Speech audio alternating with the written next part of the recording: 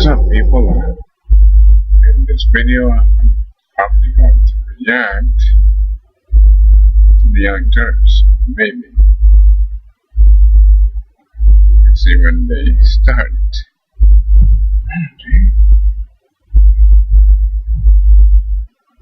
See when they start, see what they start with.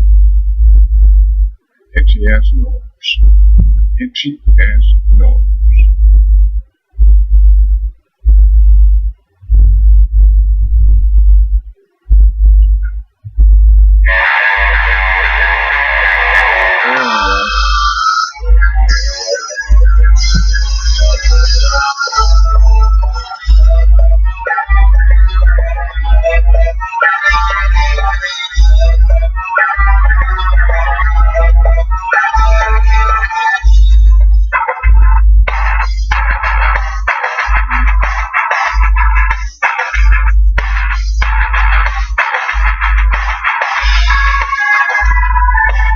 Alright, what are the Young Turks? Oh, it's a Friday show dropping. Let's drop it all.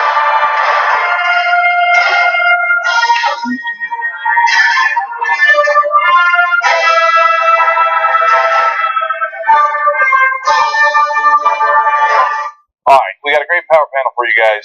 I'm about to sneeze. Janky, you're too powerful. Too powerful for sinuses. Oh, he's allergic to power. Agree to disagree on that. Okay. I Jimmy, mean the establishment power. that's true. That is very true. Nicely done. Jimmy Dore, Ben Manquist, John Iderola. I saw a picture of you with an actual pie on Instagram. Yeah, nice job. She didn't say she was an Instagrammer. Okay. So we got a hell of a show for you guys. Big show for you guys. Lots of breaking news. We'll get to all that in a second. But first, I just want to jump out and do one quick story for you guys. Donald Trump at a rally today, complaining as he usually does about things, and then patting himself on the back for all of his supporters. But wait till you see the end of this clip and how he congratulates himself on one particular supporter. Watch. And I see it. But the thugs last night in San Jose, and then this Democrat mayor gets up. He said, well, I think it was Donald Trump. I say, you know what I say that? When we have a protester inside, which isn't even very often, I say, be very gentle. Please don't hurt him. Take care of him. If he wants to shout, if he punches you in the face, smile as your nose is pouring blood out of it. Be very, very nice. Yeah, right. We had a case where we had an African-American guy who was a fan of mine. Great fan. Great guy. In fact, I want to find out what's going on with him. You know what I'm... Oh, look at my African-American over here. Look at him. Look at my African-American over here. Wow. Hey, he said African-American. Yeah, he said Look at him bowing down to PC bullshit. He didn't say macaca. Yeah. That's good. That's a good thing. Oh, it just makes you... I think, if you were going to be fair to Trump, and I see no reason to be, he just left out the word fan. Yeah. Now, so look, that's so old school. And again, if you were going to be fair to him, you'd say, well, that's just the older people. Sometimes say colored. Sometimes they say the African American, the gay. It's stuff like that. And hey, they're just old and stuff. Although a lot of other politicians are old, they don't say that. Okay. But no matter what, even if you were going to be super deferential to Donald Trump, he is so proud that he has one African American fan. He doesn't know what's going on with him. That's why he's got to have his people find out. Right? He doesn't know him well enough. He's not enough of a fan or a friend to give a damn about him. And then he finds him in the crowd, and he's like, "There's my African American." Yeah. I mean, even in the best possible interpretation, that is pretty damn sad. It's amazing that Donald Trump came up with something where it would have been better if he goes, "There he is, my brother." We'd still run the clip. That would have been better. So that's part of his effort to unite the party. He's trying to unite the crazy racist assholes with the regular assholes. And if you feel that we're being unfair about that portion of it, the bulk of that clip was, I say be nice if they punch you in the face. Yeah. No. I mean, look, if you're a Trump follower, he said beat their asses, and if they sue you, I'll pay for your legal fees. We covered that. Jesus, he gets away with murder. He never said that he would take a punch and sit there and bleed. He never said that at all. All right, and finally, if you're not being generous to him, you would be beyond appalled at the reference to my African American. That's why brother would have been better. That's at least a phrase. The other thing just suggests ownership. Trump won't All right, Now, the only like silver lining is that if he did start up some kind of company about owning black people, it'd probably go under in a year or two. He's a mess when it comes to managing those. but then he would have many African Americans. Yeah. Okay, well, why don't we expand a bit on the topic that he was alluding to in the beginning of that video? Protesters and supporters of Donald Trump clashed in the streets of San Jose yesterday. In the latest, and from some videos, it appears to be one of the most violent confrontations at Trump rallies up until this point. We got a couple of videos we want to show you. First, people were live tweeting it, as they do. Let's bring up this first tweet. You're going to see protesters cornering Trump supporters as they leave. This woman taunted them. They cornered her and threw eggs at her. Apparently not vegan protesters, I suppose. The next one, a woman who supports Trump surrounded by protesters who taunt her and then throw eggs and bottles of. And so, yes, that woman was one of the ones that people are pointing to. There's also a gentleman you're going to see in one of these video clips who've been punched. Here in this first one, you're going to see the aftermath of the eggs.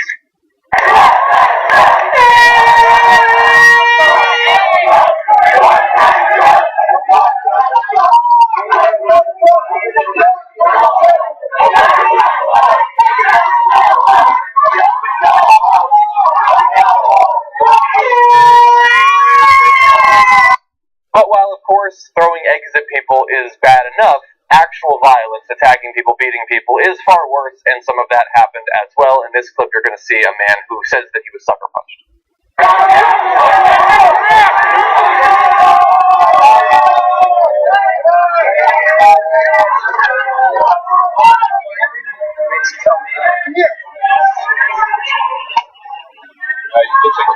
Okay, should be good. You didn't say anything to anybody? You were just walking out, or what? I was walking out with my Trump sign and grabbed my Trump sign and started following me, saying I was like a racist. You said you're alive? Yeah. So you literally didn't say anything to provoke them. I was like, yeah, Trump. Okay, I gotta jump in here. I know we have one more clip, but that's gross, man. Don't do that. That is terrible. He says later, as John pointed out, that he was sucker punched. You know why? That's because he was sucker punched, and you see it clear. You clearly see that he's walking away and somebody hits him from behind. The egg thing is gross. Don't do that, man. You're giving them the moral high ground, and it's the wrong thing to do. It's not just about losing the moral high ground. Don't do it. It's wrong. It's hideous, right? And we yelled at the Trump supporters when they punched protesters. How does it make it any better if you do it? It's just such a bad idea. You see a Trump supporter bleeding there.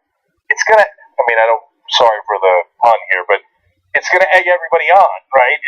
This is gonna end super ugly. That's already super ugly. And so, and the reason I paused there for a second is because I just didn't want to forget. You don't have to ask him the question if he said anything to provoke them.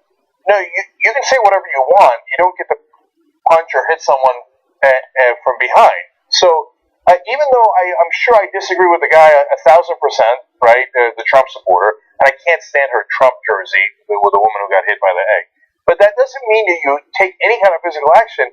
And when the guy's clearly bleeding from the head, don't ask him like if he deserved it.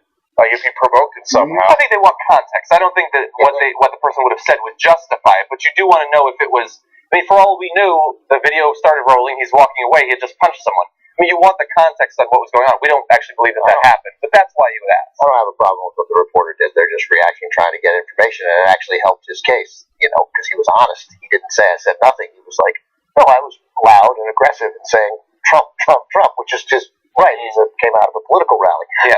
So that actually, I think, it made him even more sympathetic. But we saw in the, we have a review of it on What the Flick, but the documentary Weiner, and you saw that very memorable confrontation which we ran of Anthony Weiner with the guy in the bakery, and Weiner loses it at a time when he was done anyway, but losing it was about the worst thing he could do. And then we later learned that the guy had said he married an Arab.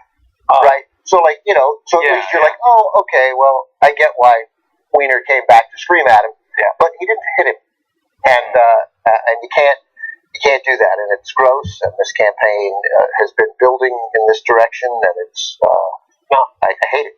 Hate it. No, so, Trump has been known. I'm not saying this is what I don't know what's happening. We don't know exactly what that is.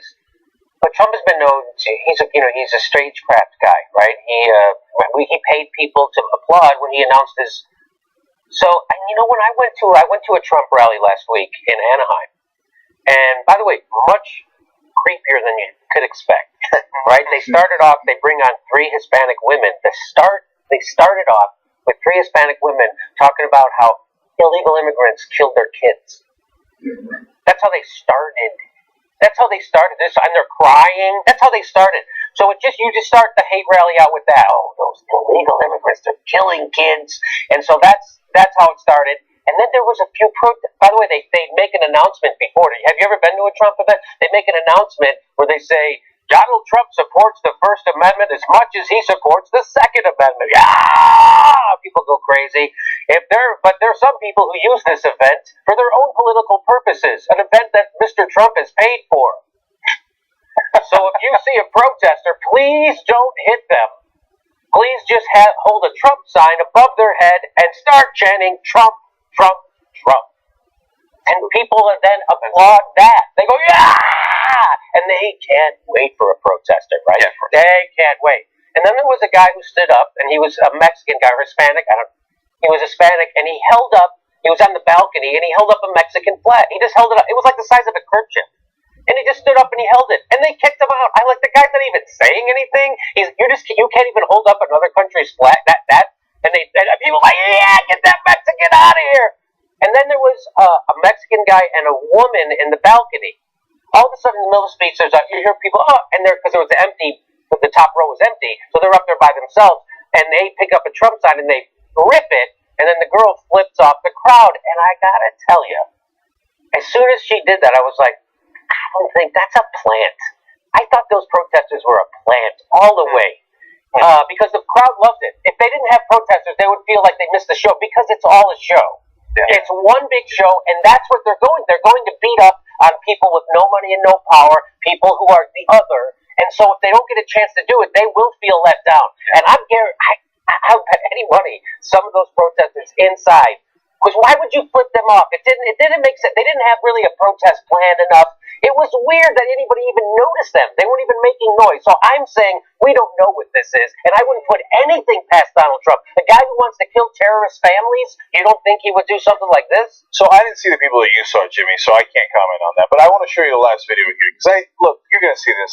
I don't think they're Trump supporters. I don't think they're plants. Yeah, I think that they're genuine protesters who are pissed about the situation and going about this 100% the wrong way. Let's watch the last video.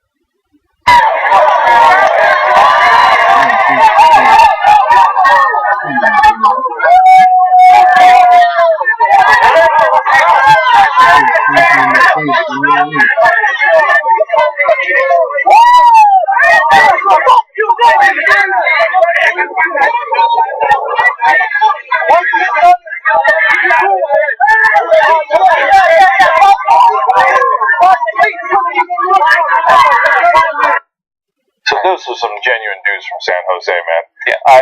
Trump's not smart enough to fake it that well. Yeah. And so again, they're not going to listen to us. We're telling them not to do it. I don't know if they watch the Young Turks and like, oh, okay, now we're not going to do it. But if you are, don't do that. It's a really bad idea. Instead of Trump being the bad guy, you become the bad guy. Well, and plus, you're hitting somebody. Don't do that. Yeah. Very often, I think people think, okay, well, we're for something or we're against something, so I want to show that I agree with them. Like I've said many times, yeah, go protest if you want to, make your voice heard. People might think, oh, well, then if I protest really vigorously, then that'll be a good thing. Or people will tweet you things about Hillary Clinton being wrong, which is cool. Then they'll tweet me things where her face is mashed up with the Joker, and I'm like, what have I ever said that has led you to believe I would want to see that image from you? That's the exact opposite. So people go too far. What bothers me about this is, one, we're the better people. I mean, we don't know for sure that those are Bernie supporters or even libs. A lot of conservatives absolutely hate Trump. It's entirely possible. No, first of all, there's no allegation that they're Bernie supporters. I don't want to inject. Oh, I'm sure Hillary's. Okay, I don't want to inject that for any reason. And I didn't get a sense that those guys were the most political folks you've ever seen. So, but look, they're at a political rally, so maybe I'm being unfair, right? Yeah, they got something. They care a little bit about Yeah, politics. no, but if they might care that here's a guy who insulted their identity, right? Yeah. And insulted who they are, and said you're all criminals and rapists. So they show up going, well, ironic again, because you're proving Trump right. If you punch someone, you are a criminal, right? So don't prove him right, okay? Now, but my guess is if you insult someone who's Israeli for being Israeli, he's going to get super mad. If you insult a Turk for being a Turk, he's going to get super mad. If you insult a Mexican American for being Mexican and call them all criminals and rapists, some of them are going to show up. So now I'm not saying that justifies it in any way. I'm just saying that's why they might not be overly political. But the guys we just saw it in the video. That's the only people I'm referring to, right?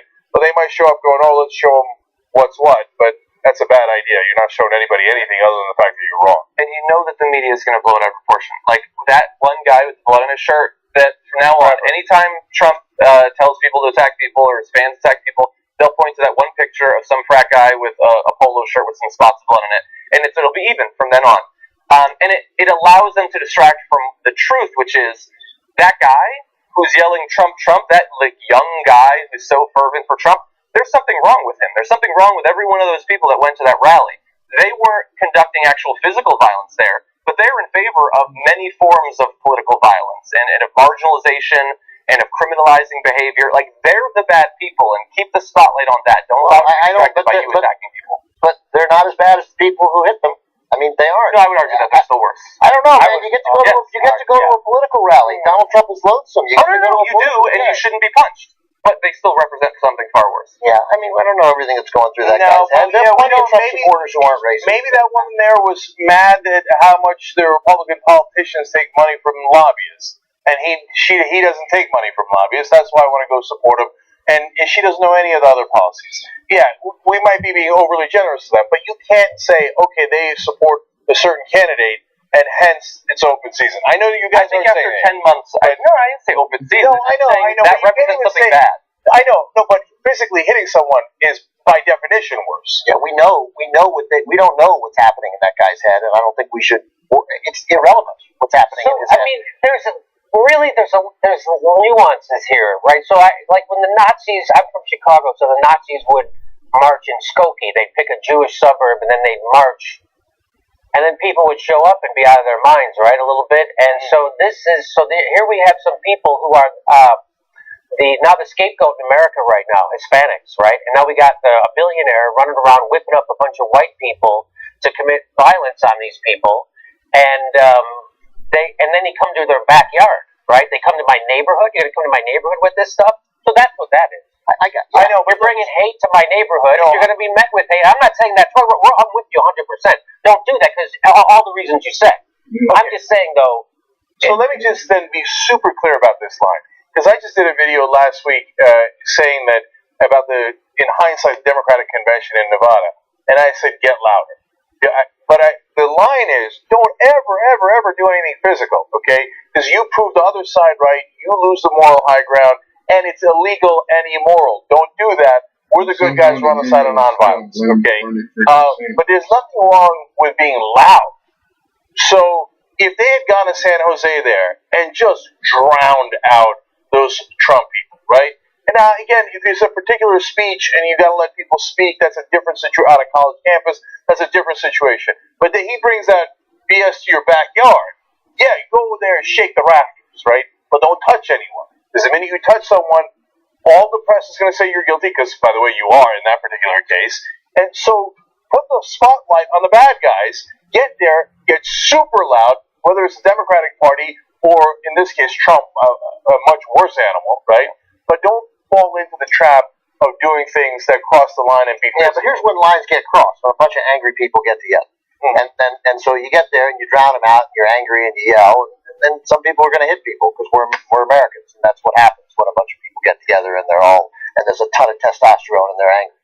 It's happened again and again and again and again and again, and it's going to happen. So Ben, what are we supposed to do? Not show up? Though? Yeah. Actually, I would. I mean, the truth is, no, I can't tell people not to do that. But the best thing people can do is let Donald Trump speak. The best thing is to let the air out of Donald Trump.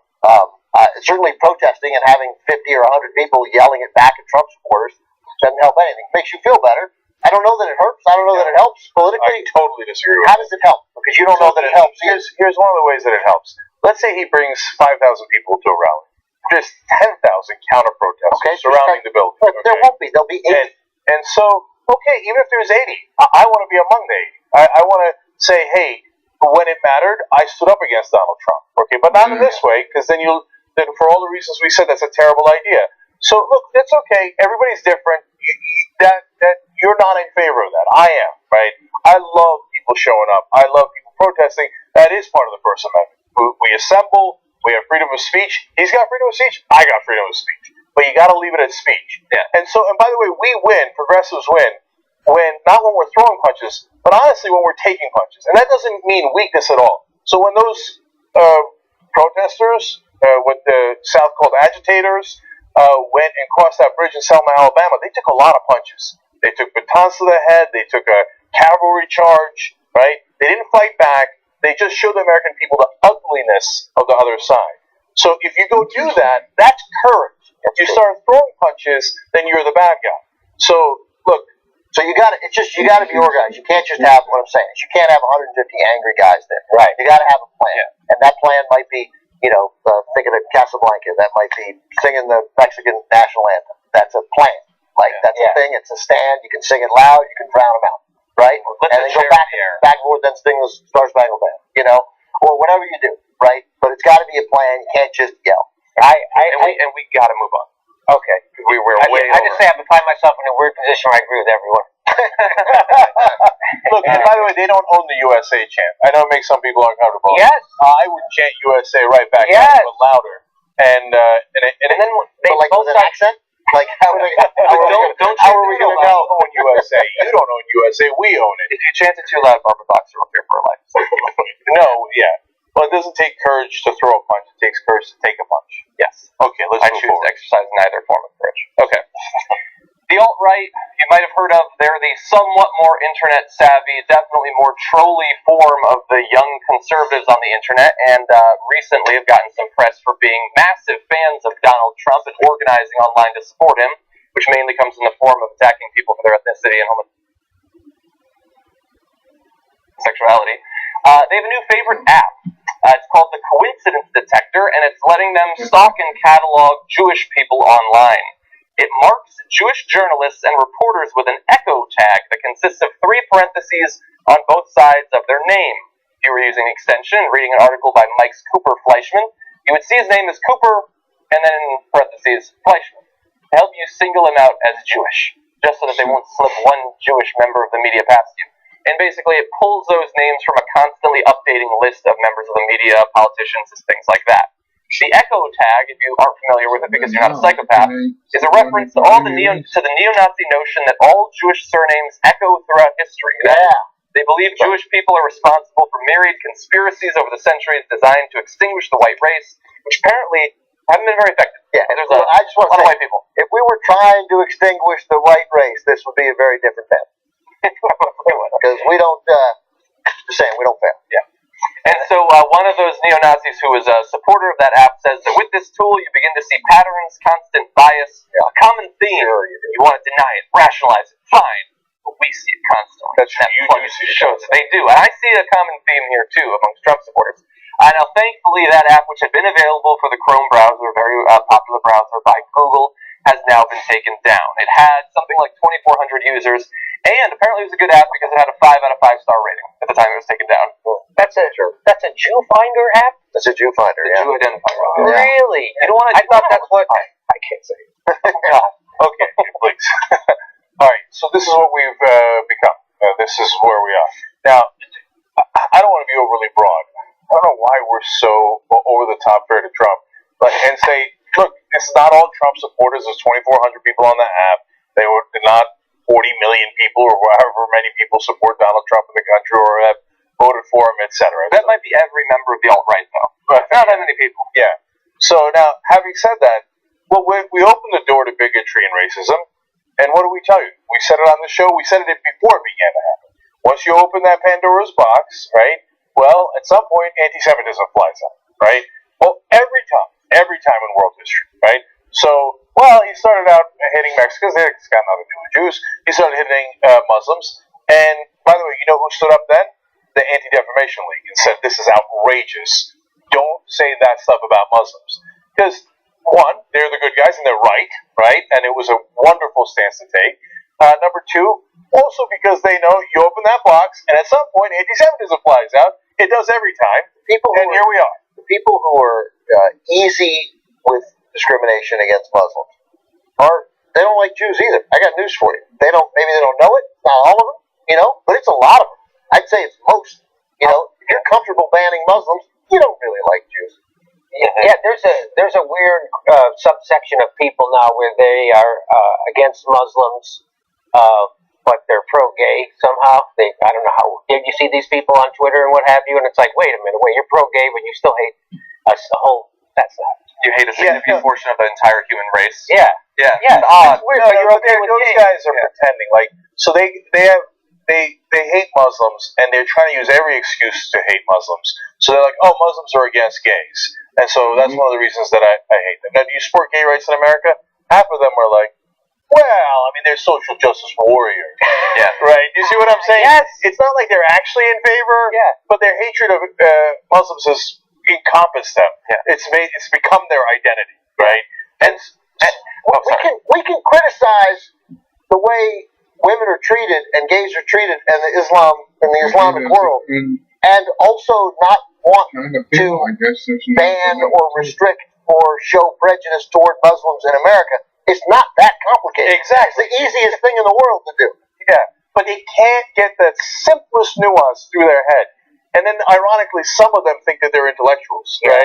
Every one of them. I love to occasionally look at the Twitter bios, and I said something about this, that they all say, I'm an independent thinker. Their tweets are identical. Every one of them to the same person. Now, look, that's a different subset. That's not these guys, these alt-right guys, okay? Right. These alt-right guys, of course they hate Muslims, they hate gays, blacks, and of course they hate Jews. And they're like, yeah, the Mexicans are taking our jobs. And, oh, by the way, if you're such a superior race, why'd you let the Mexicans take your jobs? Okay, so, and then they're like, the Jews run everything. Wait, I thought you were the superior race. Why aren't you running everything? So none of that makes any sense. But they hate them all. They hate them all. And you open the door to one, you open the door to all of them. Okay? And so these 2,400 guys are not about to take over the country. But, you allow some prejudices, some bigotry, and then next thing you know, you normalize it, and it's become commonplace. And then next thing you know, you can't stop it. There's a reason why, and I forgot his name, but that legendary poem came out of the Nazi era. That's why he said, when they came for the trade unionists, I did nothing. And when they came for X, Y, and Z, I did nothing. And then when they came for me, there was no one left to defend me. Yeah. And so we don't want that ending. So let's avoid this beginning. Yeah. If you're not freaked out by this, you're not paying attention. Because this is exactly how things start. Yeah. Okay? And the idea that... Thank you. And the idea that some guys like Sheldon Adelson are sitting there thinking of giving tens of millions of dollars to Donald Trump because he thinks in his own mind, I'm for Israel, I'm for the Jews. And you're going to give money to a guy that these neo-Nazi fascists love? Yeah. Right? I would normally say, to be fair to him, he didn't really ask for the support.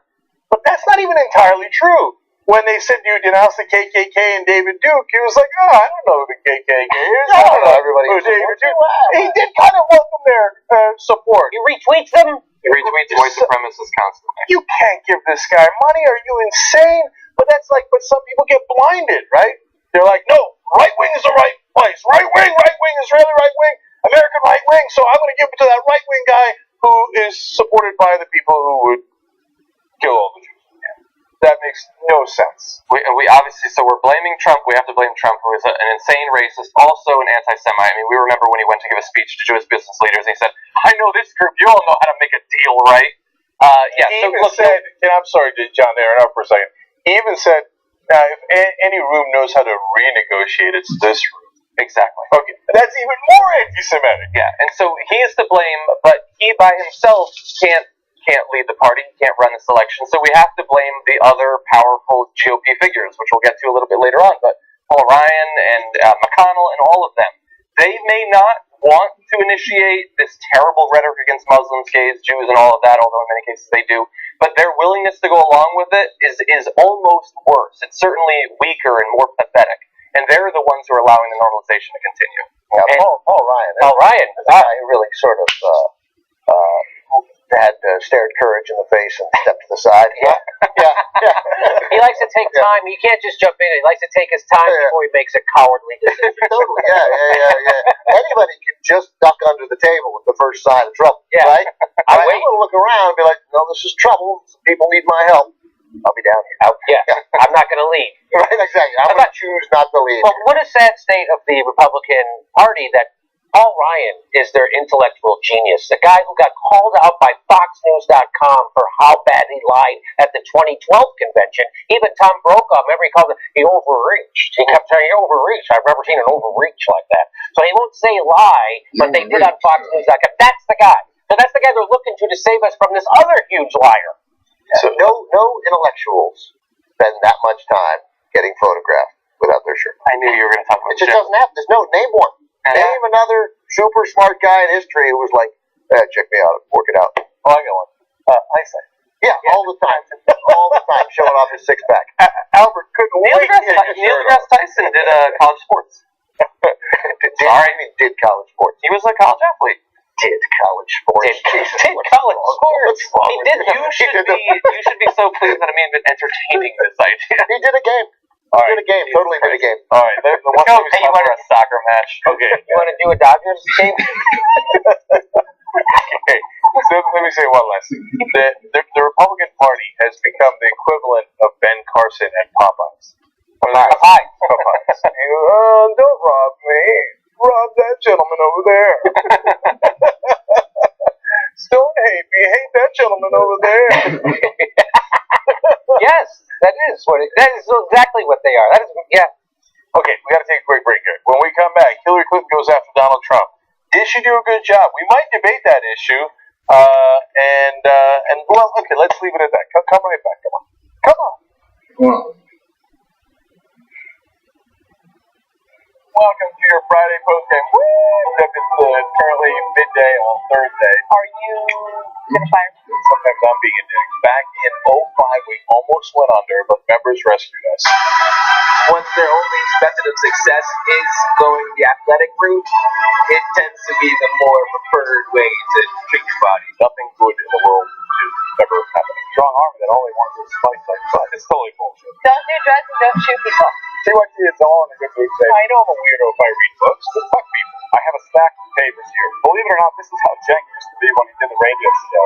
Wait till you see these huge things. I'm gonna go with your tricep. Size very impressive. The quads.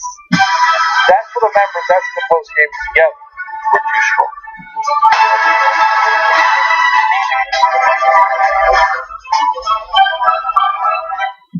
I'm just doing All the finals. Yes! Oh my God! Mexico's going to pay for the wall. You guys. So good! Very, very big price. So I said, they're sending the opposite message, boy. It's actually showing us that Donald Trump is right.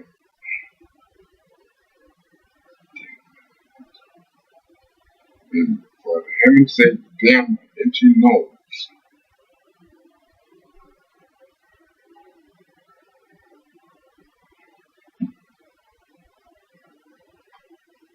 Jesus Christ, he will.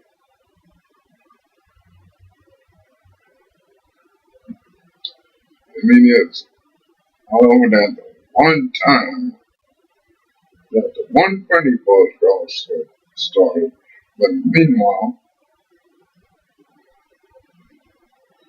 they attempt to gloss over the Hillary Clinton stuff.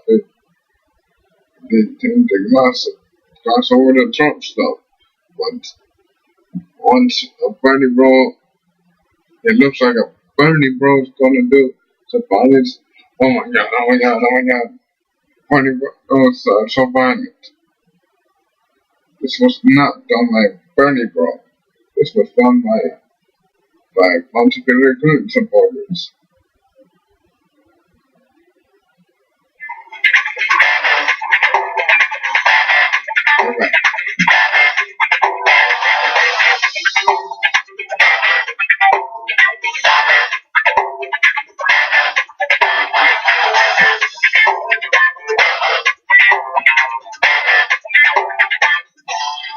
All right, back on the Young Turks. Rafer Madness says, once again, assholes in every tribe. Frankly, I get more angry at assholes in my own tribe because they should know better. No party affiliation says, enter Jimmy Dore to broaden the context. Super grateful for that just now. Okay. Gabby Marita says, for right-wingers, it must be exhausting trying to keep track of all the different groups of people you hate. I think it's pretty easy. Not white, I hate them. Done. Rambling Explorer says, the thugs San Jose Trump rally are clearly not the multiracial families, children, and elderly that were at the Bernie rally. So I think that's a fair point as well. Okay. Can I make one more observation about a Trump event? Is that okay? Yeah. Is that, he's up there being he's just a misogynist and a hater. It is a hate rally. And so when I was there, it was more gross than I expected. And I kept looking at the press crew, because I'm standing, they won't let you leave. They keep you jailed, right? And I kept looking at, the press, the other people who are there from NBC, all the newspapers, the LA Times is there. And I'm like, and they're just nonplussed. Like, they're saying that people are yelling, build that wall, the whole place, right? Which is gross, right? It's like almost, to me, it's the equivalent of yelling a racial slur, right? Everybody chanting it together. And I had Hank, I go, Hank, take the camera, look at the press crew. They're all just like, they're all tweeting, they're all like, yeah, we're just at a hate rally. Probably happens at every rally. And I'm like, of course this happens at any, it's happened so often that they're nonplussed by it anymore. It doesn't even affect them, it rolls off. But I've never seen one of them report it like that. I've never seen them sit there and go, isn't this weird how creepy this is? We're at a hate rally. Look at the people, they look like normal people. So that's what I did. I pointed the camera at everybody, I go, they look normal. But look at what they're at, and look at how this started. There's women here. They got a black guy saying all lives matter. They got Hispanics saying illegal aliens kill us. Then they got women coming on saying women love Trump. It's a kabuki theater. Left is right. Back is forward. Up is down. It is the weirdest thing. And I turned to a woman from the LA Times and I go, don't you wish they had showers here so we could shower after each one of these speakers? And she kind of giggled, but it's like no one will frame it that way. No one will say we're at another hate rally today. Hey, they get even uglier. These people look normal. They don't say they cover it like it's just a generic news event almost. Well, two things. One, it would be valuable to do that, to be like, hey, and you don't even have to. You can meet the standard of objectivity. That they strive so hard for. Fairness, what they should. It would be like, in case you were wondering, the reason Donald Trump is popular is because of the things that the people have made a big deal out. For example, here's what gets the reaction. You show Trump and you show the reaction. That's it. And you do a piece. It's just a reminder that kind of ugliness exists without you. You don't even have to call it. You never have to call it ugliness. The flip side to it, all the reason they're not doing anything is that we naturally, and it's not a conspiracy. It's just how we are. It's that in the Republican convention, in the Republican primary, we normalized everybody 2 or 3 steps. Marco Rubio's nuts. He moved 4 steps because he's not as nuts as Ted Cruz and Donald Trump. And we normalized Cruz for a long time, just thinking this is the alternative to Donald Trump. The alternative to crazy must not. And now Trump, by virtue of being the Republican nominee, can't be crazy because he's the Republican nominee. And the Republican nominee can't be crazy. They have to fit within the box with which we're comfortable with. At least the mainstream media is comfortable with. They're not really prepared to deal with something that far outside. It would cause, what I would say is, well, whatever it's caused by, that would be an upheaval of the system and the manner of thinking which we've been locked into for 40 years. We gotta go, but you guys can catch more Jimmy's coverage as well as Jordan's at Trump and Bernie rallies at youtube.com/TYT politics. youtube.com/TYT politics. All right, John, what's next? Okay. Hillary Clinton just gave her most extensive critique of Donald Trump yet in a big speech attacking the threat that he would pose with what passes for his foreign policy. So far, the media is absolutely loving it, but will TYT love it? We're going to find out in another session of the TYT Supreme Court.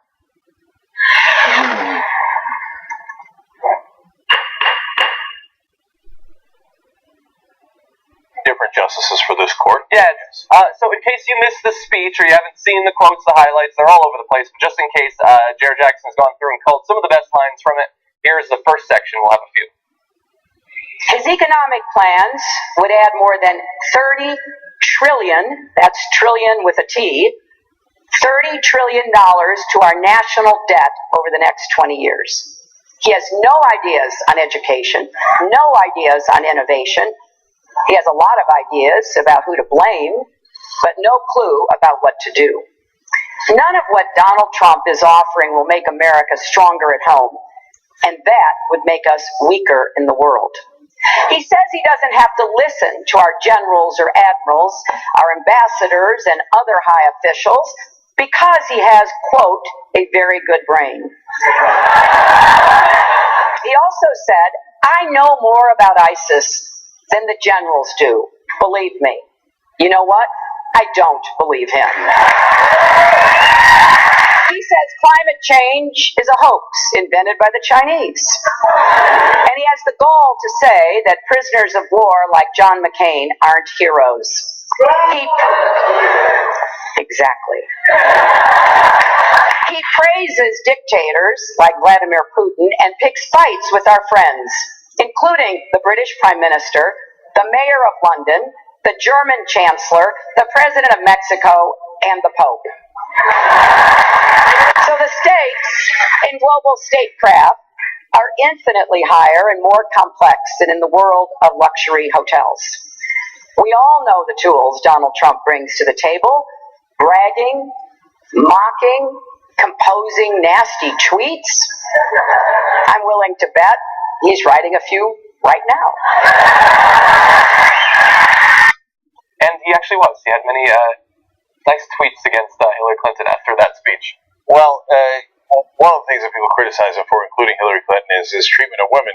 And one of his tweets ended with, "She doesn't even look presidential." She just mocked all the substance of your foreign policy and said that all you have is stupid, nasty tweets. And you sent a stupid, nasty tweet commenting about her looks. Well played, Donald. Way to prove her wrong. Jake, you just don't understand his good brain. It's a really good brain. Good things come out of it, lots of good things. So she was enormously mocking in that speech of Trump, which I rather enjoyed. I like that part of it. It was enjoyable, but again, it's just her message is, I'm not Trump. That's her saying. I mean, she's so lucky to have Trump to run against, right? Because that's her. It's like, yay, I'm less horrible than him. You know, she's like, we all know his tools, mean tweets and everything, but when she said that I don't believe him, stop doing that, because it turns out Rasmussen just did a poll, Donald Trump twice as more trustworthy than Hillary Clinton, according to Rasmussen. I'm just saying. No, not twice as much. Rasmussen's. I'm just saying, according. No, I hear you. No, he does beat her in many polls on trustworthy, which is frightening, but not twice as much. That's an outlier. Okay. But I mean, to be in the ballpark of Trump, let alone losing to Trump on trustworthiness, is a disaster. But I still disagree with you, Jimmy. I think she should attack him on every front. I think she should say, I don't believe him. Yeah, no doubt. When he says, oh, believe me. So I got news for you. I don't. I think that's a good line. I'm happy with that. Well, and also, it's the sort of thing that I think Marco Rubio did a little bit, where when you mock a verbal tick of his, a line that he always uses, it primes people when they hear it in the future. That's BS. I've heard this made fun of before, and he has a lot of those, and he can't help it because it's not scripted. It's the words that he goes to. Everybody has them. His are more ridiculous. Everybody should be saying tremendous all the time. Yeah, a mess. Mess and tremendous. It'll make him out to be a joke. I mean, given Hillary Clinton's shortcomings as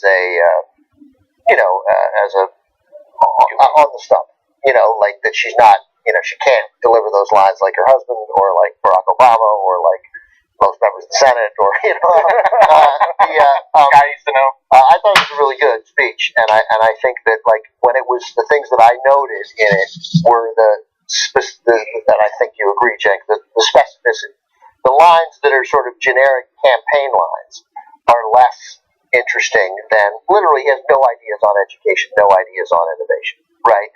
And then quoting him about, he says we don't have to listen to our generals and ambassadors because he has, quote, a very good brain. I know more about ISIS than the generals do, believe me. Like that's, again, when it gets specific to me, it gets good. And that goes to your point because then they'll note it when they call it. What's Trump's ISIS plan? He won't say. He is literally keeping it a secret. Yeah, which is the secret, of course, is he has no idea how to stop ISIS. Yeah. Donald Trump doesn't know the first thing about Iran or its nuclear program. Ask him; it will become clear very quickly. Again,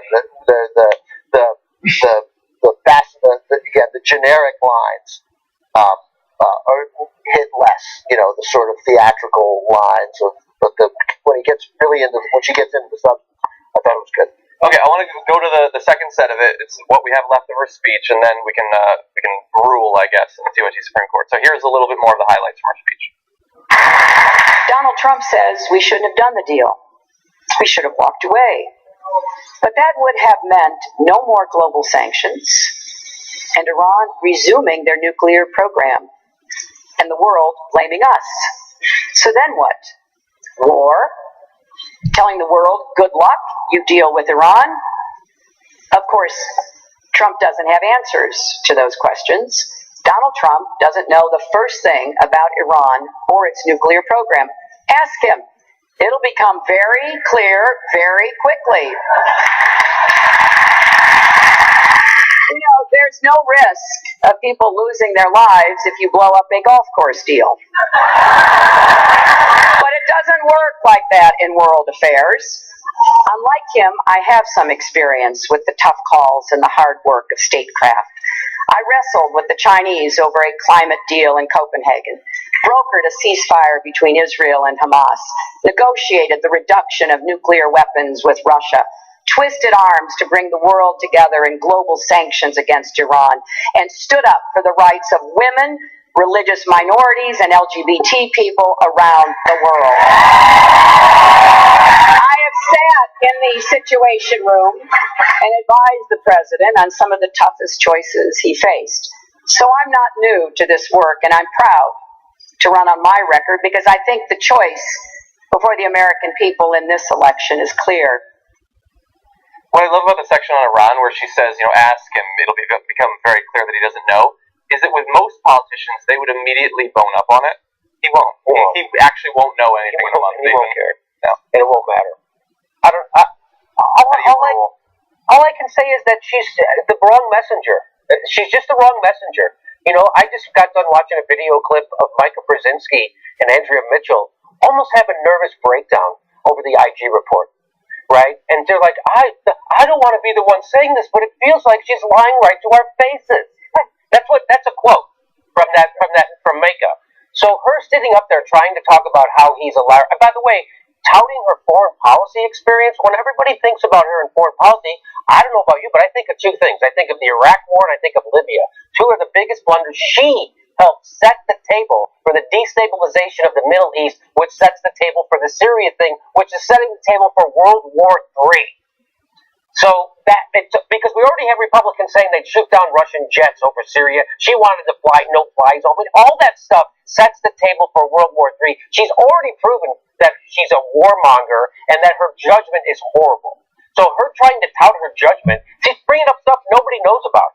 Overall, do you against the speech? I liked it. I thought she was good. You against the speech vote. So look, here's my take on it. I actually agree with certainly one thing Jimmy's saying, which is I know this is going to sound not how you would normally do things, but stay away from your record. I'm serious because it turns people off. And so you think the Washington crowd likes it when you talk about your experience, but Americans don't like it because they think of Iraq and Libya. And you mentioned LGBT. You fought for LGBT rights throughout the world, except here in 2012 when they were fighting for gay marriage and you weren't. Everybody on most people in the LGBT community think she was on the right side. Okay, well, saying that you're in a distinct minority. Okay, I hear you. I'm in the minority that knows facts. No, you're not. No, you're not. You're misrepresenting. Okay, she was against gay marriage in 2012. She's been on the Yeah, it's correct. So this will be the one goddamn story we'll provide no context to. Okay, go ahead. Okay. I'll keep that in mind. We'll just keep providing no context. When they needed help and when they were in the middle of the fight, she said, "Oh no, you guys go ahead and win first, then I'll switch sides." But okay, all right. Anyway, no context. But I think we've proven my point, which is don't get into your record. Don't get into your record. All you should do throughout the entire campaign is attack, attack, attack. This election is, and so you say, "Hey, she's a bad messenger." The best friend she has is Donald Trump, that she's running, that's her only chance. Roughly right? Good. So then attack Donald Trump. This election, if Hillary Clinton's going to win, it has to be about Donald Trump and not about Hillary Clinton. Right. So for most of the speech, that is what she did.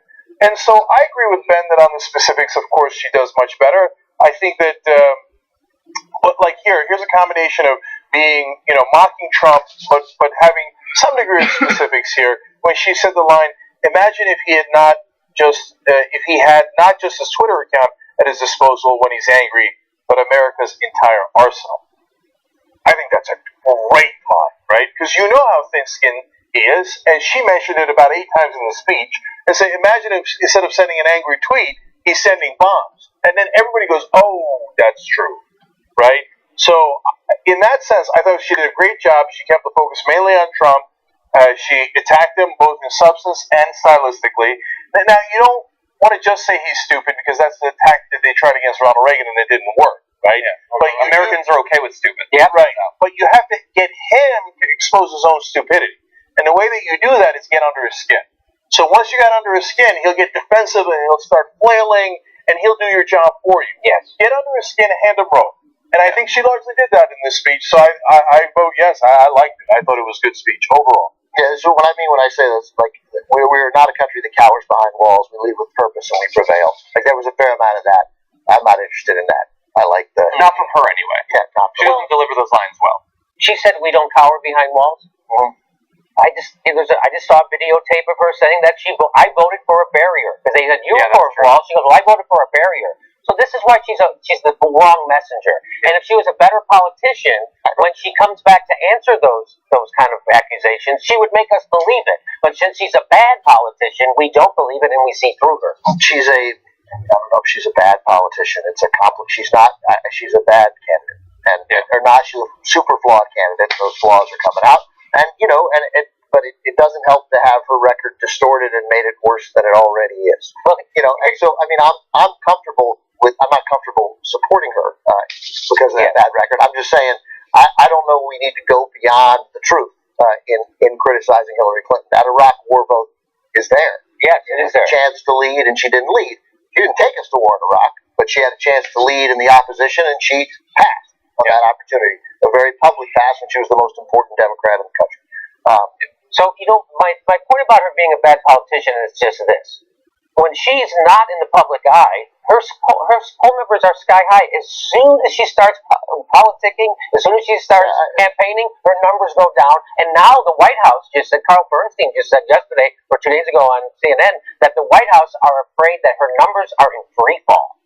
So the more she campaigns, the worse off for her. That's what I mean. She's a bad politician. That people don't like her the more she talks. Opposite with Bernie Sanders. I don't disagree. There's no question that but there's some reasons why she's not liked. And what I want to do for Bernie supporters who think that the media is in the bag for Hillary is not.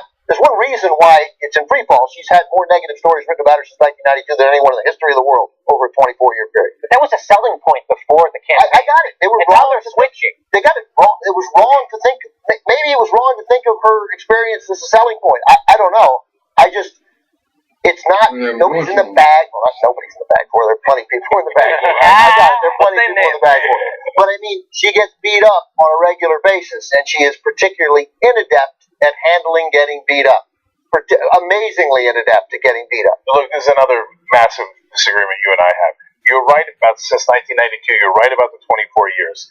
There was a curious pocket of not beating her up when she was running against Bernie Sanders during the primary. Okay, so that's wrong. I know you've never been more wrong. But you look at it about LGBT rights. Because it's part of the goddamn same thing. It's part of the same thing. Indisputably correct. I'm going to have to declare a mistrial. Yeah, I think. Indisputably correct in no context. Lots of things are indisputably correct in no context. She supported Goldwater, so she's against civil rights. That's true. That's not fair. So I get it. That one's not fair, but yours isn't. You won't. Because she changed her position, and she's had 30 She changed her position on this too. No, she changed her position on gay marriage in 2012. You don't get a pass on that. You get a pass on Goldwater. That was 40 years ago when you were a kid. What was your position on gay marriage before that? What was your position on gay rights before that? Wait. So those are two different things. Yeah, no. What was gay rights? What did she want about gay people? Did she want equal rights for gay people? She said marriage is between a man and a woman, and she believes in traditional marriage all the way through 2012. Right. And what was the alternative that she provided to that? Civil union. Right. Okay. Okay, that's fair, right? And that is a position. That is a position that I find to be reprehensible. So you don't, I do. It was had by many people in the LGBT community because they thought it was the practical, pragmatic solution. Mm-hmm. And I think that the guys looking for gradualism turned out to be wrong. I agree. They did turn out to be wrong. Okay, and I think she was, as usual, in the crowd was wrong. Wonderful experience. That's why I got it, but what you just said there over the last 22 seconds is more true than just she was against it, suggesting to people, sending a message to incredibly loyal listeners that you have, that she was just, period, against LGBT rights. That's the suggestion that you make, and you misrepresent it when you say it. And you've done it again and again and again and again and again on issues related to the her. Iraq War and the LGBT issue is very similar. When there is a fight, she will not show up. She won't have your back. She'll have her own back. The Iraq War, a lot of people are going to die, maybe hundreds of thousands, but I got a political career to worry about here. Oh, you're in the middle of a fight on gay marriage. Well, I'll support lesser rights for you gay people, and then after you win, I'll be here to take political advantage. So we disagree, Ben. We disagree. You think I'm being unfair to her.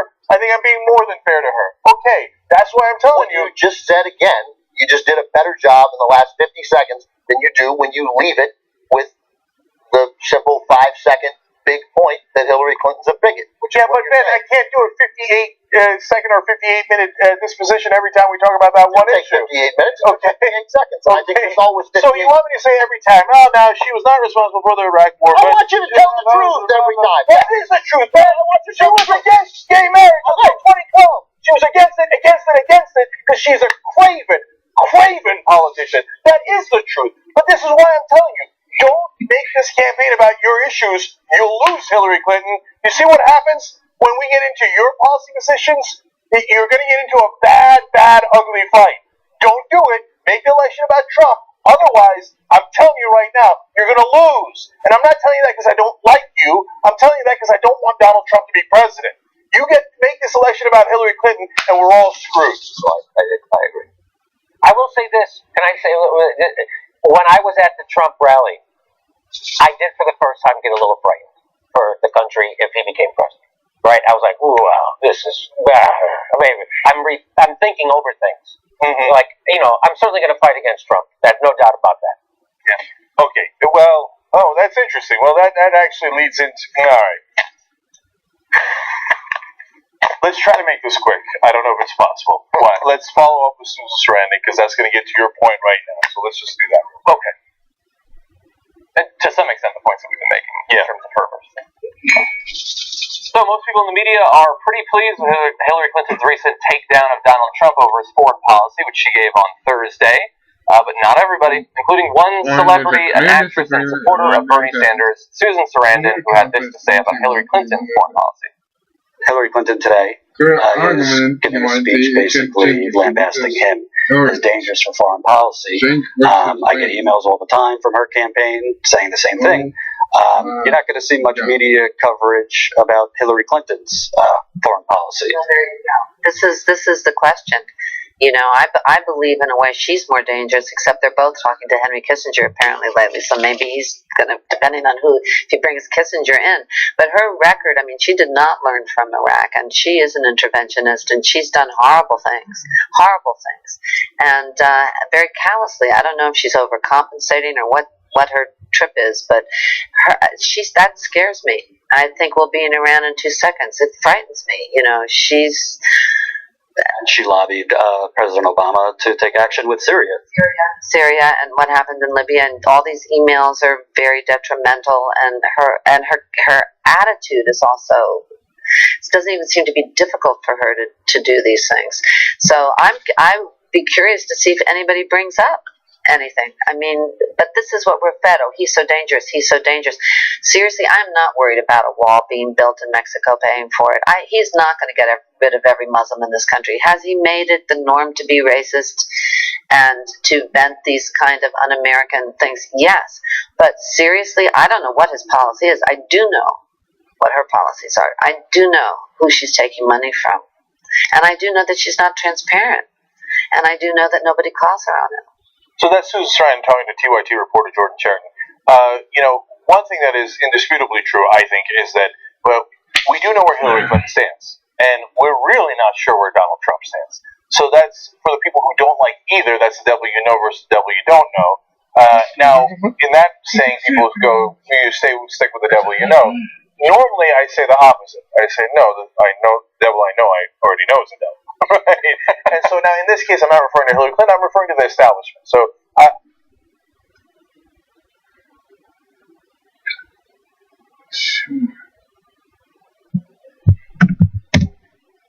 it's not a great. So I think I don't agree with Susan Sarandon there, but I think that her position nonetheless I find interesting, right? Because she's saying, look, we could if we keep going in this path, we know what we're going to get, and it's not a good answer, right? And so how can we walk into that knowing what we're going to get? Now, the reason I disagree with her is because I think she's taking the threat of Trump not seriously enough. Yeah, right. And a lot of times people think, oh, they're not really going to do what they say they're going to do, and then sometimes they do what they said they were going to do. So do you think if we had, I'm sorry, John, do you think if we had a Republican president for the last 8 years, we'd still be in Afghanistan?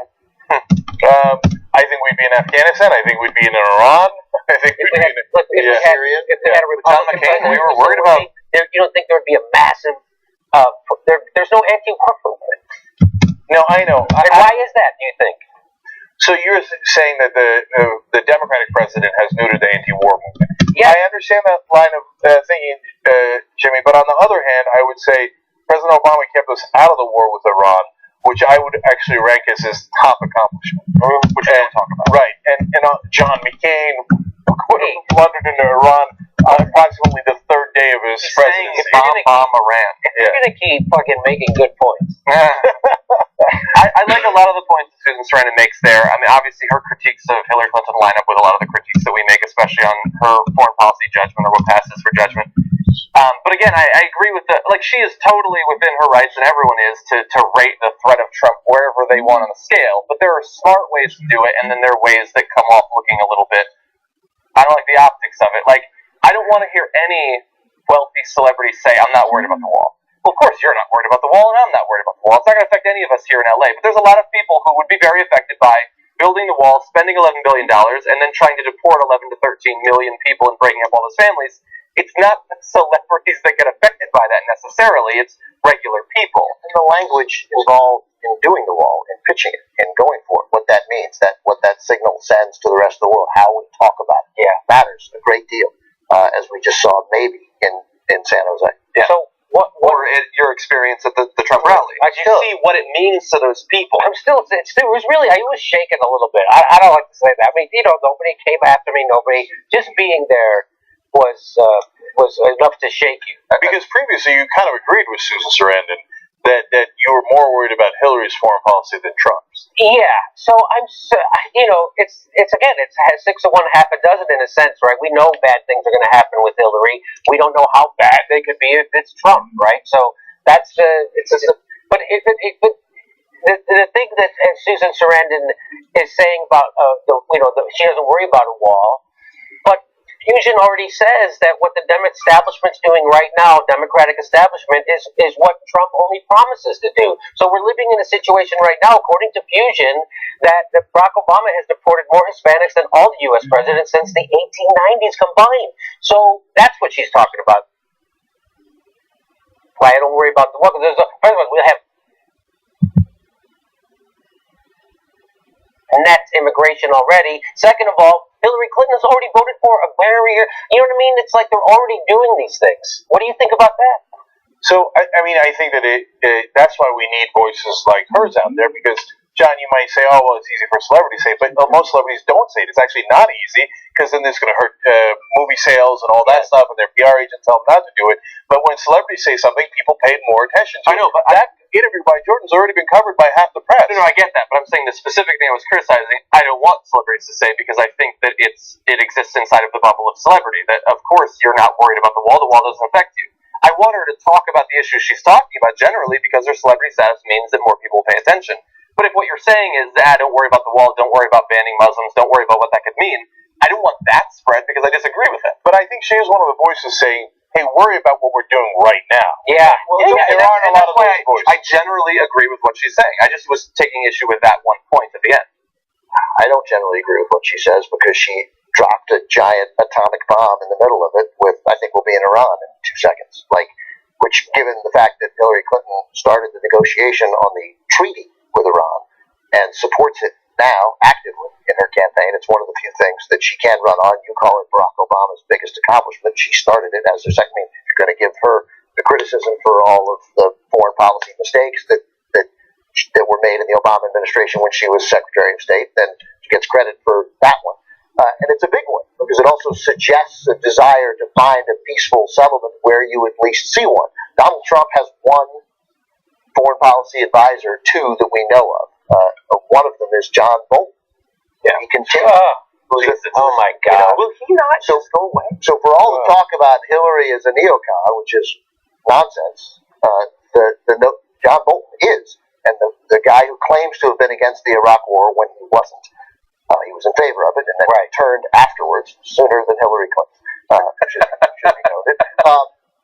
That one of the only foreign policy advisors he can name who was still touting him up as recently as a couple of weeks ago, we did a video here, is one of the architects of the Iraq War who still defends it. Somebody's asked about that. I think it's pretty clear who's more, what the greater risk is. So and I think you can criticize Hillary while acknowledging that the risk is greater with Donald Trump. So you think Hillary's kind of like a Nixon in a sense, that when he went to China, she can maybe bring a settlement in the Middle East with the Palestinians? Like, she's so far to the right on that issue that maybe she's the one who could bring it together and make it happen. That's the only thing I can think of. She's not so far to the right on that issue. She's not where Bernie Sanders is. And but I mean, it's not even, you could be a lot further to the right. It's a shame. I mean, the Israel policy has shifted like the policy in the country has shifted. Mm-hmm. So I mean, she's in the mainstream of establishment belief on Israel. She is not a hawk on Israel, but the mainstream is pretty hawkish. Yeah, it's very hawkish. But yeah, of course, you can go further right. You can go Cheney and then Yahoo, etc. Okay, look. Finally, just wrapping all this up. Ben's right. In yesterday's speech, Hillary Clinton bragged about the Iran deal and said she's super proud of the Iran deal, that it kept us out of war. So you have to give credit where credit is due. So I hate that we've been put in a bind where we have to decide between no change and disastrous change. So in that equation, it's the only time that I would countenance no change. I like that Sarandon's a strong voice out there saying no change sucks. Right? Whether I agree with her or disagree with her on this specific point. Agreed. Yeah, that's hard to argue that Hillary Clinton is going to bring dramatic change to the United States of America. Yeah, bring down those barriers. All that, as you'll say, is that you don't know. But especially, I like the idea of an older president, and you don't know what they're doing. And we didn't know what LBJ was going to do, and he surprised us.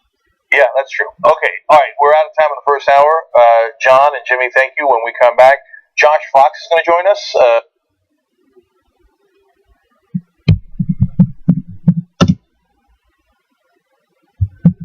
Go ahead. We're 80% of our way of our goal to our Indiegogo campaign for the Jimmy Dore Show. Don't freak out. Go to JimmyDoreComedy.com. Click on my link there. Jesus, you still haven't hit it? No. I know. 80 hitting jumpers. 80% of the way to $48,000 is at 48 times. No one knows because you didn't ask for 50. I asked for 48,000. Actually, you picked the worst example because that's actually the easiest math. 40,000 is 80% of the way there. No, 40,000 would be 80% of the way toward 50,000. Okay, never. JimmyDoreComedy.com. Don't freak out. Support it. Well, we're Bernie Sanders supporters. We're not good with that. We added a new perk. If you want to record a video where you ranting about something, I'll play it on the Jimmy Dore Show.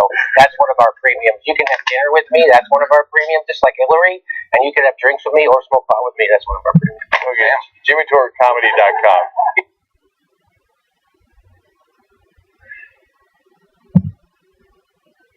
You're going to keep letting the poor guy come out here every week and have me make fun of him for not hitting his goal? Okay. 38,400. Okay. Going back. So I never plug this mostly because it's ridiculous, and hopefully we'll cut the break so that Ben won't have time to make fun of me. But at 7 p.m. Pacific, 10 p.m. Eastern, I'm going to be streaming some Overwatch with you guys. Twitch.tv/GameSetJohn. Twitch.tv. I like GameSetJohn, actually. Okay. Yeah, it's a sports thing. Well, now you just put it. Yeah. I played tennis, goddammit. I was on a traveling team all over the Northeast. I competed. Goddammit, I did. All right. You did tennis. Josh Fox from Gasland and Anna when we return. We'll be right back.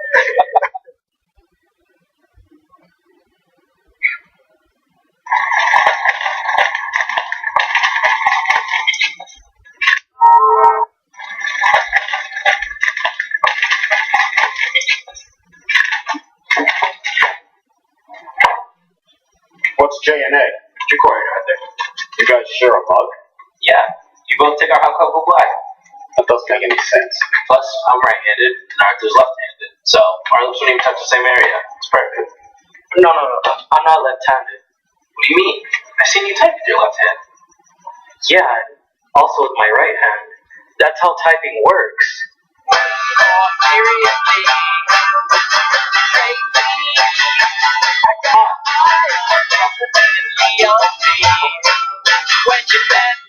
There's a progressive revolution happening right now in America, and the corporate media is doing their damnedest to ignore it. But we at the Jimmy Dore Show will not be ignored. We question power. People are sick and tired of corporate stooges like you. We do it with passion. Are you kidding me? And we do it with laughs. I don't think estates have two cars that don't work in the driveway. That's it. Thank you. Our show is now heard nationwide on the Pacifica Network, and it's heard around the world on the Young Turks Network. We've been able to travel, go to Iowa caucus. So we saw a guy about 5 minutes ago. We saw another guy. We went to Nevada. We actually broke real news. The chairman of the caucus right there, he's copying it off of his hand. That was picked up by other news sites because corporate news isn't on the ground anymore doing their job. So we're asking you now to donate to our Indiegogo campaign. We've got all kinds of great perks at all levels of donations. We've got Don't Freak Out t-shirts that everyone has been asking for. We want you to be part of it. Help us build it. And we'll build a progressive revolution together. We're doing this show because our country has a chance. I almost said to be great again. We want to make America great again.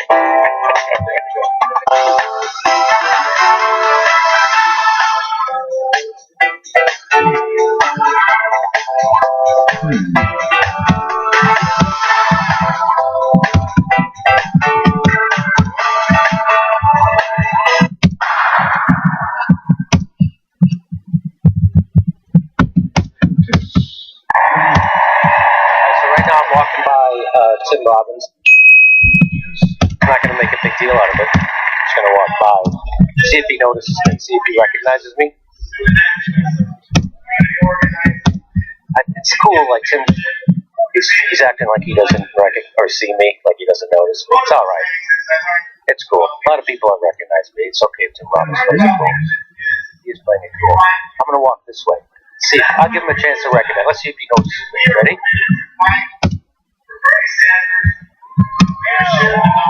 Maybe he didn't notice me because, my head was turned. It's probably because my head was turned.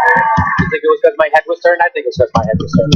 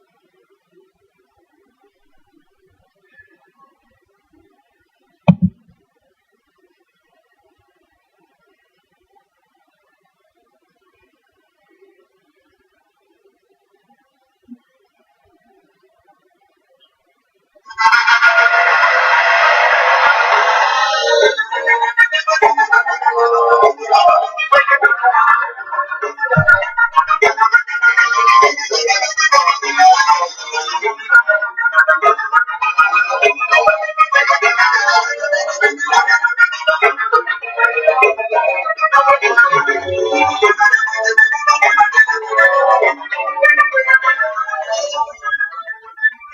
right, back on the Young Turks. Look at this, Josh Fox in the house.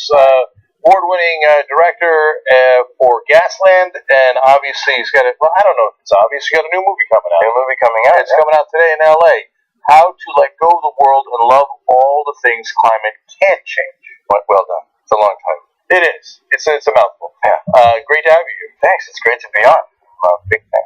You should put Star Wars Episode 8 in front of that. Well, it is a trilogy. But this is the third film in the trilogy, and anyone who grew up in the 70s and 80s knows that a trilogy is based on Star Wars, Empire Strikes Back, and Return of the Jedi. So this is kind of the Return of the Jedi chapter. Okay, it's the last of this. At the end of the movie, is there no more fracking left? Well, no. There's fracking all over the place, and that's a big problem. And in America right now, we're actually barreling on a course towards fracking if we keep this current regime in power. Unfortunately, this trilogy is nonstop Empire Strikes Back. Well, this one is actually really positive. The operative word in the title is love. Yeah, actually, I want the audience to quickly see a part of the trailer because it's really inspiring and it makes you feel good. So let's take a quick look at that. It is a feel good. It is.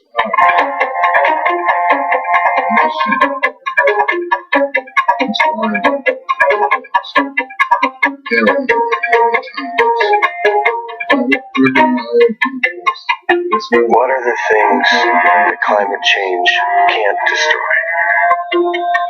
What are those parts of us that are so deep that no storm can take them away?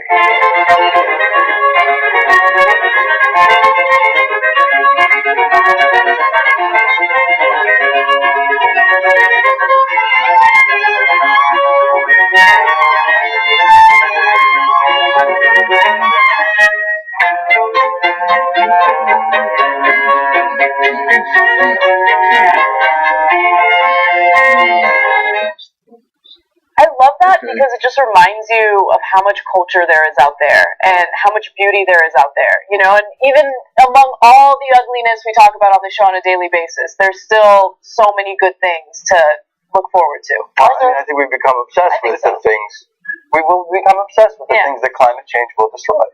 We know that when we get to 2 degrees, for example, we're at 1, for all intents and purposes, we're already at 1.5 degrees right now. So if we do anything except turn everything off right now, we're in for a lot of really difficult times as a human race and as a world. We lose 30% or 50% of the species on the planet. We have 5 to 9 meters of sea level rise built in at 2 degrees. That means say goodbye to New York, Philadelphia, Boston, Miami, New Orleans, parts of Los Angeles. I thought this was supposed to be feel good. What happened? Yeah, but when you encounter the real facts about climate change, and how far we are along the road of not having done enough about it, and you realize that that's the how to let go of the world part of the title. It's devastating. And when do we lose those grief? Well, the question is always when. The answer is now. It's happening now, and it's going to continue to happen and continue to get worse. Because when we think of the question when, that often means, well, how much time do I have left to be lazy and not act about climate change? And the answer is actually no time left at all. But that's not what I meant. Okay, but I hear you. I didn't mean it as I didn't mean it skeptically. Right. I meant when are people moving? When are people? Well, this is a really good question to ask. People are relatively easy to move compared to, let's say, a nuclear power plant. Right. It takes 20 to 30 years to decommission a nuclear power plant, and we have a dozen of them along the East Coast. I was going to say, luckily, none of them are by the water, right? So, well, not every one of them, but there's a dozen of them along that area that could flood. So the question is, are you going to bet right now that the sea level won't rise a couple of feet in the next 20 or 30 years when we know that we hit 2 degrees, I think it's something like 2036. That's very close to now.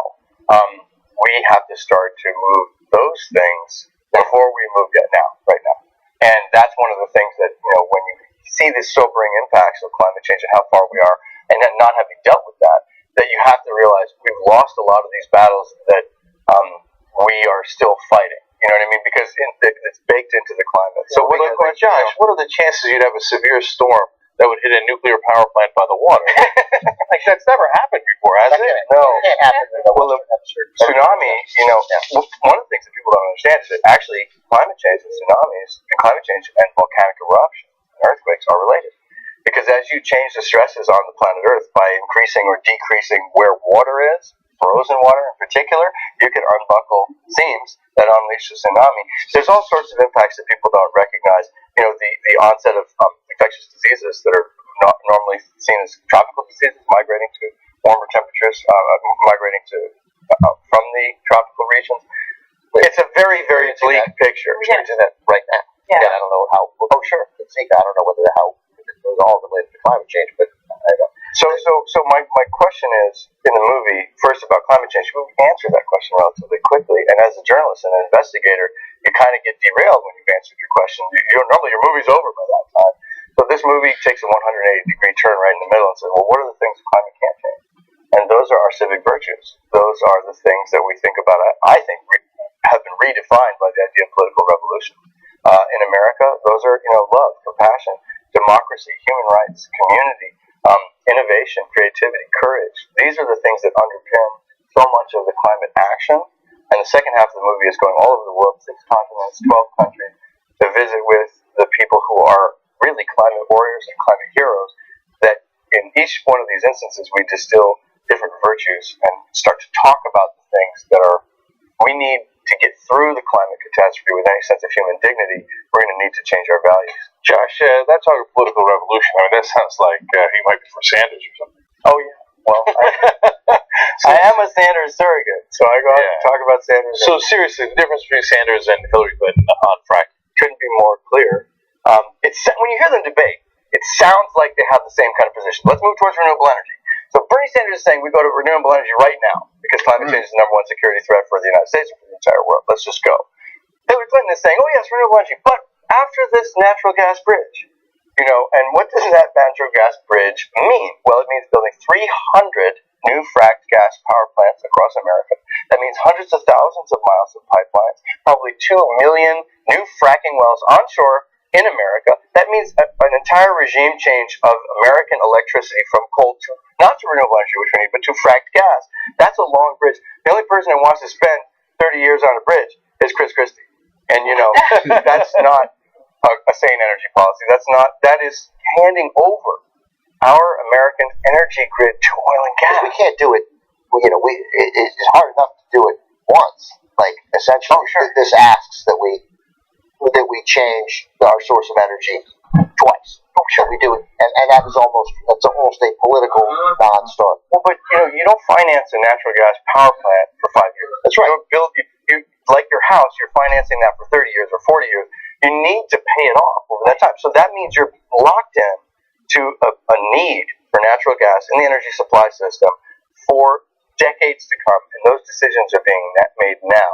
And that's why we started this film at Sundance Film Festival, and Sundance Film Festival was amazing. And now we're touring it all across America. It's called the Let Go and Love Tour, like my t-shirt said. And that means we're bringing the film to 100 cities across America that are in the middle of one of those fights, fighting a pipeline, fighting a power plant, fighting onshore fracking, offshore drilling, tar sands expansion, because the fossil fuel industry is actually expanding right now at the very time we need to actually scale it back. And the Clinton policy here is more fracking, more fracking, more fracking in the United States. That's unfortunately a great example of how gradualism oftentimes doesn't mean we're building a bridge to the future. It means, no, we're gradually going to do this for 30 to 40 years. Well, which then means that you're not president 30 to 40 years later. So that means, no, this is my actual policy. Right? This is why I'm here in California. I'm speaking at the rally for Bernie tomorrow night in LA, the next night in San Diego. Because fracking and climate change, those issues have come together. Because if we frack for 30 or 40 years, we're out. We don't have enough. Frack gas is the worst fuel source that we can use for the climate. You know what happened in Aliso Canyon. You know what happens when natural gas starts leaking into the atmosphere. Methane, nat fracked gas, is 84 times more potent in the atmosphere than carbon dioxide is. So if carbon dioxide is one blanket forming in the atmosphere, natural gas or fracked gas is 84 blankets. So you're heating up the world much, much faster, and the natural gas out of all these operations, the power plants, the pipelines, the LNG terminals, they're leaking like crazy. They're leaking at huge percentages. Like in some cases, in LA here, 17% of the natural gas that's fracked, harvested, delivered, and burned, 17% of it is leaking into the atmosphere as methane in LA. And Porter Ranch, when that popped off, was the number one climate emission source in the world, single source of climate greenhouse gas in the world. Is that right? Yeah. And it went on for 4 months. We're still number one. Let me, Josh. Let me ask you one question on this because I'm mostly because I'm really curious how this happened because what you're up against, what we're up against, but you being using you since you're a leader in this and I am a follower. A guy I respect enormously, a friend. He's incredibly smart, a writer. I won't use his name because I don't pointlessly want to call him out, but he's a college professor. And I had lunch with him a month and a half ago. And this guy I've always liked. He's super smart. And he's like, the thing about, and he's not paid, he's not doing nobody's payroll. He's like, the thing about fracking is that there is no evidence that there's anything wrong with it. People are not getting that message. People are not getting that message, and we're all panicking about something we don't know. And I'm like, I hear him, and we're eating burritos, breakfast burritos, and I'm like, oh, really? I thought we had a message. And he, and then it was but I just mean, like, that guy, missed it, and he's read. Like, he's not, at least, I don't know what he's read, of course, because I'm not him. I'm not him either. It's just factually 100% incorrect. I mean, oil and gas industry's own documents show that their wells leak. When their wells leak, it contaminates water supplies. But it's not just about contamination of water when it comes to fracking. That's a huge, huge issue. And the research shows, and by the way, when I started doing this with Gasland in 2010, there was very little peer-reviewed science on fracking. In the 6 years since then, there are now something like almost 700 peer-reviewed studies that prove everything that's in those movies, from the water contamination to the air pollution to the climate change problems, for Earth, the methane leaking into the aquifers, the chemicals that are getting into the water supply, the health problems that citizens are emerging, such as infant low birth weight and small cranial size, heart defects. All of these things are proven true by science. And if you don't believe in science, then where are we?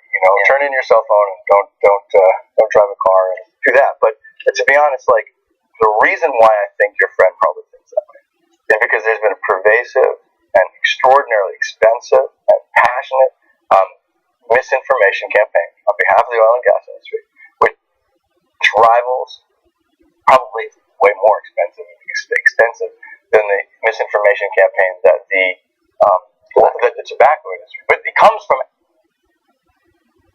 actually the same people. There's an amazing book called The Merchants of Doubt by a friend of mine, Naomi Oreskes, that tracks, actually, it was the same people that created the Red Scare. Then they moved to working on tobacco, and they told people that smoking was actually good for them. They went to doctors, and they bought off doctors at universities. Same thing has happened with the oil and gas industry on climate, and now on fracking. So climate change denialists became fracking denialists, and it's embarrassing for a person with any intellect to say something like that. And that is just clearly 100% misinformation. What we're learning now is that it's even worse than we thought, because of all the methane leakage for the climate. The reason why Obama and Hillary Clinton and a lot of the environmental groups went in that direction in the first place, because the natural gas industry bamboozled them to thinking that it was less carbon dioxide to burn gas than it was to burn coal. But what is really true is, yes, when you burn the gas and you burn the coal, burning the coal gets more CO2, about half as much from the natural gas. However, that's like listening to the witches on Macbeth. You're going to be the king, and leave out all the other part about how you have to kill your friends, and your wife's going to go crazy, and you're going to be dead in 3 days. When you say, half the carbon dioxide, you leave out the methane part. So when you compile the methane and the CO2 from natural gas frac gas, you're going to have actually worse than coal, which is our worst and awful for the climate. And by the way, Josh not only won an Emmy for Gasland and was Oscar nominated, but he also won an Emmy for research. Well, yeah, that's true. we didn't win. We were nominated, but that was the nerd Emmy, the research Emmy. That was for Gasland Part 2, and I was very proud of that, especially because of all the heat and all the sturm and drang that the oil and gas industry throws at us, death threats on Twitter, like constant pressure. And living with that it does hurt after a while. You start to go crazy after a while, and they mount that pressure at you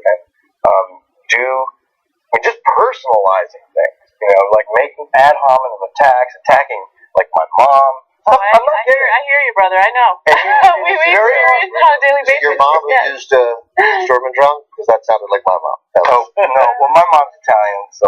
My mom's Mormon, but she's you don't want to know. Jewish. You don't know the words. You don't want to know the words. All right. Now, to be fair, you were nominated for the best research, but the film that won was Oil and Gas, It Rocks. Okay, perhaps not. All right, let's take a quick break here. Let's come back and do the news of the day with Josh when we return.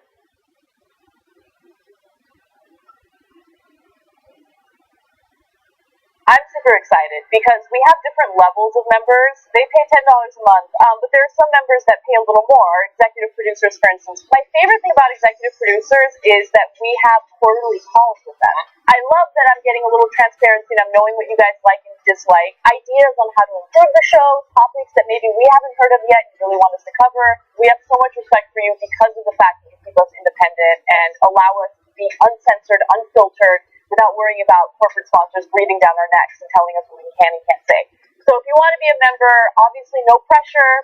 You can go ahead and join by going to tytnetwork.com/join. I'm going to ask some uncomfortable questions. The first topic that I said that we would discuss a little more is masturbation. I was swimming in a hazelnut river. Are you sure you're not doing mushrooms? Oh my God, I can achieve an orgasm by myself. Fuck that, I am going to talk about it because there should be no shame on it. I think a lot about that because I love life. That openness led to amazing.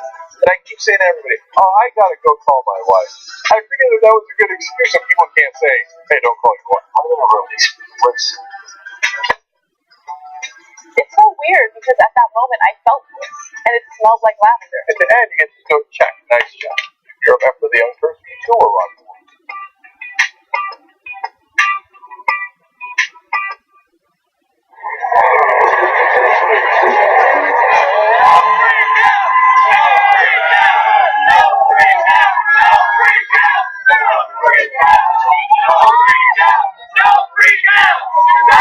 We're not freaking out. We're not freaking out.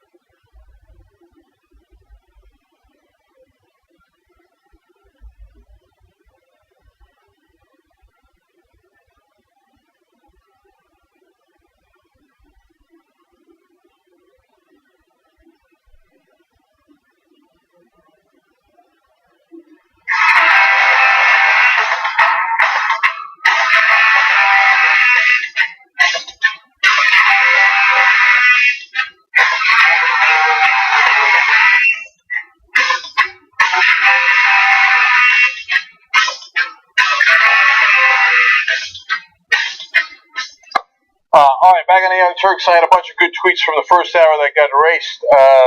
But Nick was happy about the TYT Supreme Court.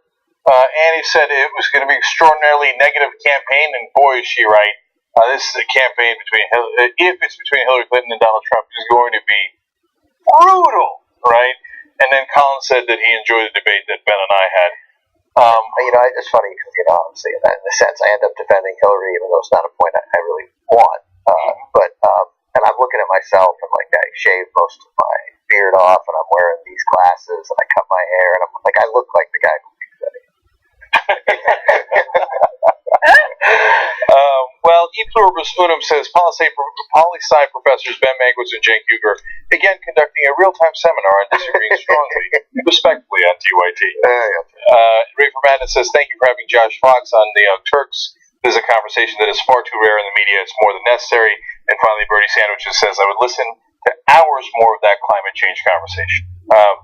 So, all right. Well, how much time before the premiere do we have? Yeah. Well, go if you want to watch something on that topic for some time. Go tonight. How to let go of the world and love all the things climate can't change. Well, can they go tonight? Tonight it's in. There may be like 2 tickets left. I don't know, but we have a sort of star-studded LA. Oh no, but it is opening also in Dallas tonight and in Chicago. Okay. So in Chicago, Dallas, and LA, that's this week. At the end of June, June 27th, it's on HBO, which is awesome. We're touring all across the nation. You can find out where the tour is going next at howtoletgomovie.com. So we're going to be touring throughout New York, PA, some dates Boston, Providence, I think, some in Maryland coming up. We just did West Coast Swing, so this is the last. Yeah, Maryland's good. All right. Yeah, Frostburg, man. Frostburg's a great town. All right, and just let me quickly do member shout-outs as well. Blade Hutchinson is member number 1307 and 1308 is Justin Bernard. All right, Anna. Oh, and by the way, if you want to join the Young Turks, tytnetwork.com/join. Anna, go forward. All right, let's start off with some updates on stories we did earlier this week. It's awesome when there's actual journalism taking place with local news, and that was no exception when it came to Waco's KWTX interviewing Kenneth Starr. Now, earlier this week, we talked about Kenneth Starr stepping down as Chancellor of Baylor, and the reason why he did that is because the university is facing a sexual assault scandal where a few of its football players have not only been accused of sexual assault, but they've been convicted of it. Now, he had assumed, or he had said that he knew nothing about these sexual assault cases, but he's going to step down because the captain goes down with the ship, right? However, Waco's KWTX realized that there was an email from one of the women who had been raped sent directly to him, and they asked him whether or not he had read that email. Look at his response. I honestly may have. I'm not denying that I saw it. But it's what happens moments later that brings the interview to a halt. What you can't see during this interview is my news director behind me. You also can't see a woman named Mary Spate, who asked my boss to promise not to use that portion of the interview. When he says no, she interrupts our interview. Well, I want to point out, I need to talk to Jen Starr. Okay. I need to talk to you, sir. Okay, you ask great questions. Okay, great. Can I ask you one more question? I have got to talk to you. Okay. Spate was introduced to our crew as a longtime family friend. What we've since learned is she has a long resume in crisis management. She's a communications specialist, owns her own firm, and was once a director of media relations at the White House for President Reagan. She also coached Starr while he gave testimony to impeach Bill Clinton. So she controls his message pretty aggressively. That's the first part of the video. Anna, she was just a family friend, happened to be at the house. And she's aggressive. She would not let the interview continue, and you can kind of see the fear in his eyes when he's addressing her, which is kind of incredible, right? And she's the person who's helped him with crisis management for a long time, so. It's like, oh wow, I can't believe how long it's been since I've seen Ken Starr's face. It's so not fun to watch Ken Starr's face anymore, ever. Well, it's like we would never have to see Ken Starr ever again. The rest of this video is kind of fun, actually. Yeah, right. So let's take a look at that. I'm down. She needs to ask you that question again. Whether you do it on camera or not, it's up to you. I just want to make sure it doesn't end up misedited. Okay. We ask Starr again, and he answers, but turns to Spate, apparently for coaching. All I'm going to say is I honestly have no recollection of that. Of seeing an email? Is that okay? Don't look at me, look at her. Then Starr answers again. I honestly have no recollection of seeing such an email, and I believe that I would remember seeing such an email. The president of the university gets lots of emails. I don't even see a lot of the emails that come into the office of the president. I have no recollection of none. While Starr calls for transparency and openness, it appears his message is still being tightly controlled. Oh my God. He gets many emails. I did not have many emails. I did not have email, but that's it. I think there's something wrong with Ken Starr. I'm not sure he's completely there anymore. Wait a minute. Because was he ever? No, but so here's what I mean. Ken Starr is, as much as I suspect all of us dislike him, was a very sharp lawyer, and and he prosecuted Bill Clinton aggressively, viciously, and meticulously. So he's not the kind of lawyer that would be like, oh, I didn't just notice implicating myself, right? When he says, oh, yeah, honestly, I think I got that email. I mean, he had, right? And so then to have a PR person have to coach him and go, now, Kenny, you're not supposed to admit the truth, remember? He's like, did I do it right? I hear you, Jack. I would like to point out that he had the United States Congress, led by Newt Gingrich, behind him, a limitless amount of money, and one case, and 50 lawyers working for him. Like, so you think maybe he was a dullard all along? And I would know that he was for a long time thought to be a comer and a potential Republican appointee to the Supreme Court, and both Ronald Reagan and George H.W. Bush passed on him. In part, I heard today that James Baker was like, no, not him. Well, but let's not lose the fact that there's a rape epidemic going on college campuses right now. My good friend Amy Ziering, producer of a film, I interviewed her. The Honey Ground, and it's devastating right now. And to be there and say, oh well, to make it as if it was some kind of a talking point, some kind of game, some kind of charade, it's just ugly. Especially considering the total lack of irony about a sex scandal. Oh my God! With this guy, I mean, the sex scandal and an obfuscation and a very specific manner of answering a question. I mean, like you. As a lawyer, you get this? Does this strike you? Does he at least not go, oh, this is ironic? No. This is quite clearly. I have two of my closest friends, very steeped in academia. One, the president, the dean of a law school. The other one, an assistant to the president of a major university. The notion, both of them are schools that are fairly sports obsessed in their own way. Not quite as big, but neither of them as big as a top 10 football program, which is what Baylor had when Ken Starr took over under Art Browse, right? They were competing for a national championship each year. Robert Griffin III, quarterback at Baylor. That was sort of the beginning of this Baylor resurgence. They know everything that goes on with the football team. That's the most important thing in many ways, and they probably roll their eyes that it is the most important thing. There are well-meaning university presidents who are like, I can't believe I got to deal with the football team 24/7. But the notion that football players would be accused of rape to the point where there are police investigating it, that they would be like, they didn't bring me in. That is absurd. It's a lie. And this interview just confirms that, right? Because he essentially confessed that, I got that email, and then he had to change his messaging based on what his PR agent wanted. But the one thing that I want to point out is, of course they knew. There was one player from Boise who was being investigated for sexual assault charges. No other university would touch him, surprisingly, because it seems like universities don't really care about those issues, and as long as it's a good player, they'll take him. Baylor was the only university that was willing to take him, and as he was playing for Baylor, he actually got convicted for sexual assault in the state of Texas for another case. Of course they knew this was going on. Really? Yeah, and so again, unfortunately, what leads to success is oftentimes not being particularly bright, as you can tell from Ken Starr. I mean, I don't know if he's always been this way, but not very bright to go, oh yeah, I saw the email. Oh, I shouldn't say that? Oh, okay. Oh, I didn't see the email. But we just saw you say that you saw the email, right? Anyway, so it's not that. It's shamelessness. Yeah. So Baylor was willing to do what no one else was willing to do.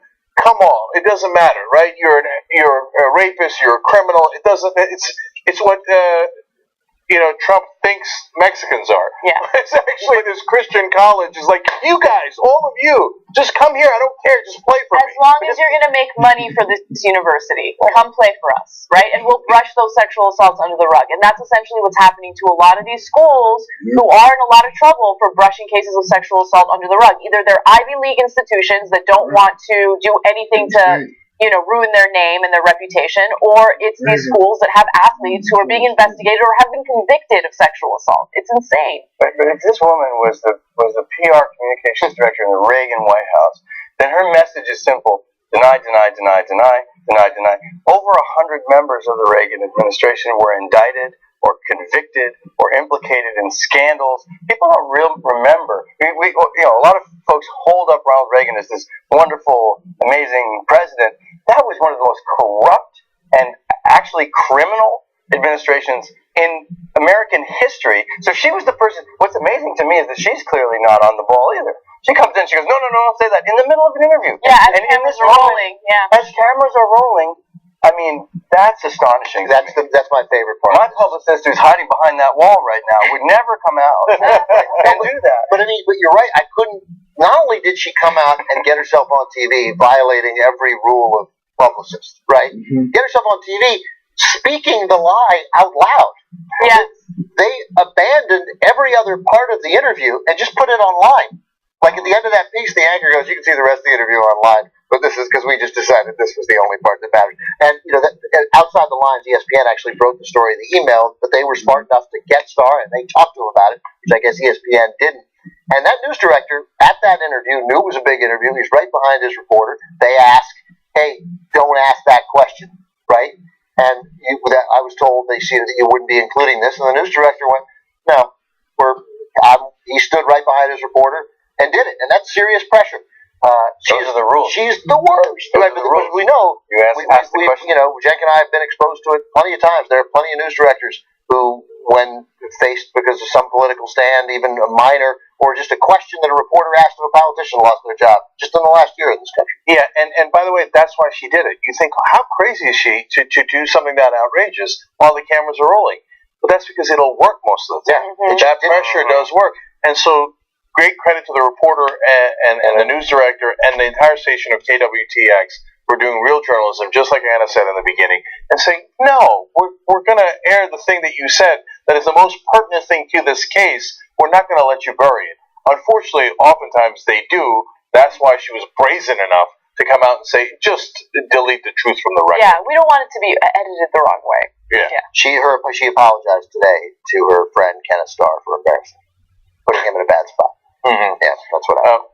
Did not apologize to any of the rape victims or anyone else involved in the story for trying to obviously shade the truth. I think she had one of those little brother Post-it things where you type out little things on stickers of her phone number on the back of her phone.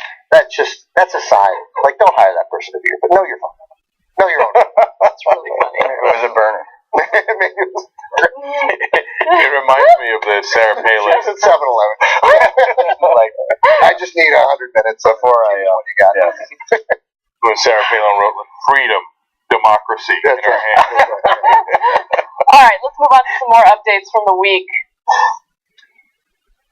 Two parents in Japan left their own child in the woods after he was being too rambunctious and he was allegedly throwing stones at cars. Well, it turns out that he got lost in the woods and it took a long time to find him. After 6 nights, authorities were able to find Yamato Tanuka, and apparently he found a safe place to hide. And we'll get to that in just a second, but first let's hear from his father, who is very, very sorry for punishing him by leaving him in the woods. 私の行き過ぎた行動で、息子に大変辛い思いをさせてしまい、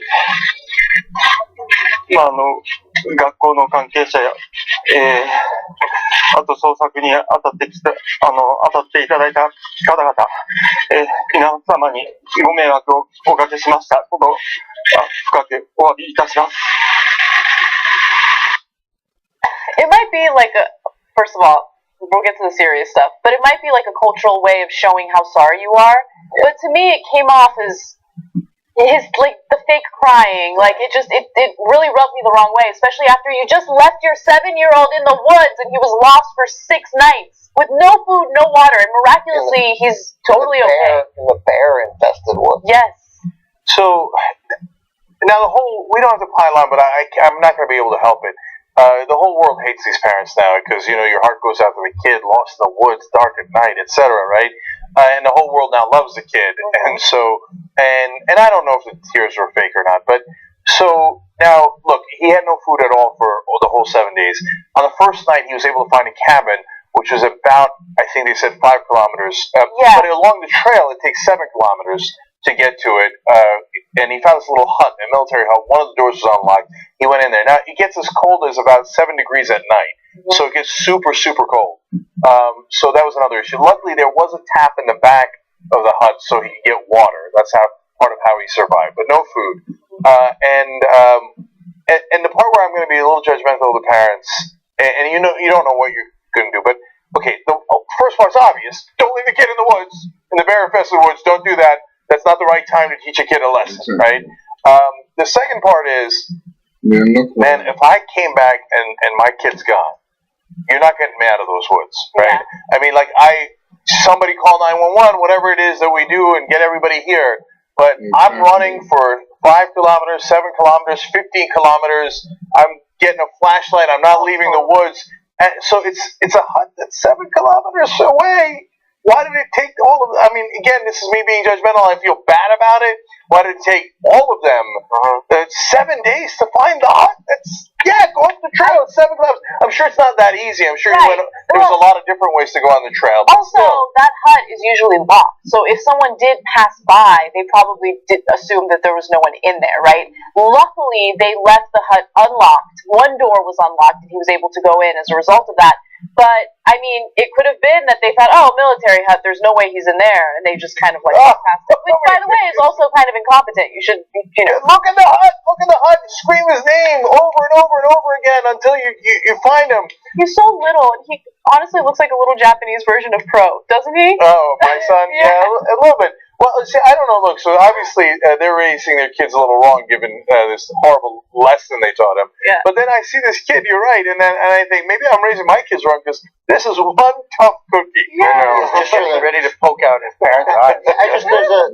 Obviously the parents. I mean, no one's going to defend the parents. They threw their kid out of the car. Now they obviously did not mean for him to get lost. They thought they were, and it's worth mentioning that they didn't intend to drive, but they came back, and by then they lost him. So then what? They left the woods and went to their sheriff. Wait a minute. They threw him out of the car? No. Let's be clear. They didn't, not while they were driving. They stopped the car. They stopped the car. He was misbehaving, and they were like, "Get out of the car. You're on your own." And they were like gonna sending him to his room, which would have been acceptable, except they were in the woods. And so then there was some amount of time that elapsed before they were like, "Okay, he's learned his lesson," or we hope he's learned a lesson, and then they couldn't find him. So I mean, it's hideous parenting, but obviously that was not their intent. And by the way, it's 7 degrees Celsius. It's only 44. 44. Yeah. Okay. All right. To be fair, so no big deal. I did use kilometers. Yeah. That's right. Kilometers. That's right. Yeah. So thank God they found them. Oh my God! Didn't seem like that's how the story was going to end. You're right. Yeah. Every day that it went by, I got secretly obsessed by this story, and for obvious reasons. Because I got young kids, right? And every day that went by, I'm like, God, they still didn't find him. They still didn't find him. And everybody kept talking about the wild bears in the woods, the wild bears and stuff. And then more important than that, you fall in a ditch somewhere and, no food, no water. I mean, you're not going to survive for a week without any water, right? So the fact that he managed to find water is miraculous. And he wasn't crying, and it seems like he was okay.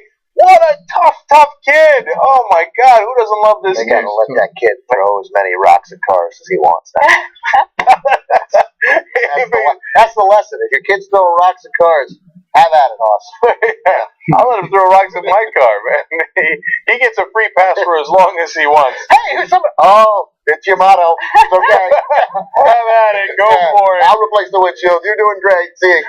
His dad promised at the end that they'll keep a close watch on him as he grows up. Yeah. You want to put him out too little, too late. He also said that look, it was a good lesson for the parents, and now they're like, we're gonna do more to show our kid that we love him, which is nice. I guess that's a good lesson, right? I don't need that lesson. I agree. That should have just been what happens by default, but a little more. All right, I know you guys can't see me, but really fast. So I mean, obviously this kid has some behavioral issues, which are probably his parents' fault, but I mean, he's emboldened now. He's like, oh. The world media is talking about me being lost, and they're mad at you guys. Oh, I'm gonna really fuck up now. I dare you to punish me. Yeah, he can do whatever he wants. I mean, this is a little asshole's gonna run. He imagines they're gonna be like Yamato, go to your room. He's gonna be. I don't think so. He now knows that he can survive in the woods for 7 That's right. Yeah. Which most people wouldn't want to do. Yeah. Oh my God. I mean. Most people I like that wouldn't kind do, of right? Like I don't like to go on a hike. I would give up immediately. So, hey, Dad, I want that candy and I want that toy. No, I don't think it's good. They're leaving me! They're leaving me! They're doing it again! You guys do this every day with these horrible stories? Yeah. And make it appropriate This is a great story. You can't believe it. Yeah. All right. Well, we have another really bad story, so let's get to that. Oh, great. All right. We talk about climate change. It might be more curious. All right. A serial killer in Cleveland, Ohio, has just been sentenced. Michael Madison, who murdered 3 women and was convicted for doing so, has been sentenced to the death penalty. Now, the reason why this story is making national headlines is because one of the fathers of the victims, by the name of Van Terry, lashed out at Michael Madison while he was reading a victim impact statement. Take a look. We're supposed to, in our hearts, forgive this time. It was just for our families, taking us out.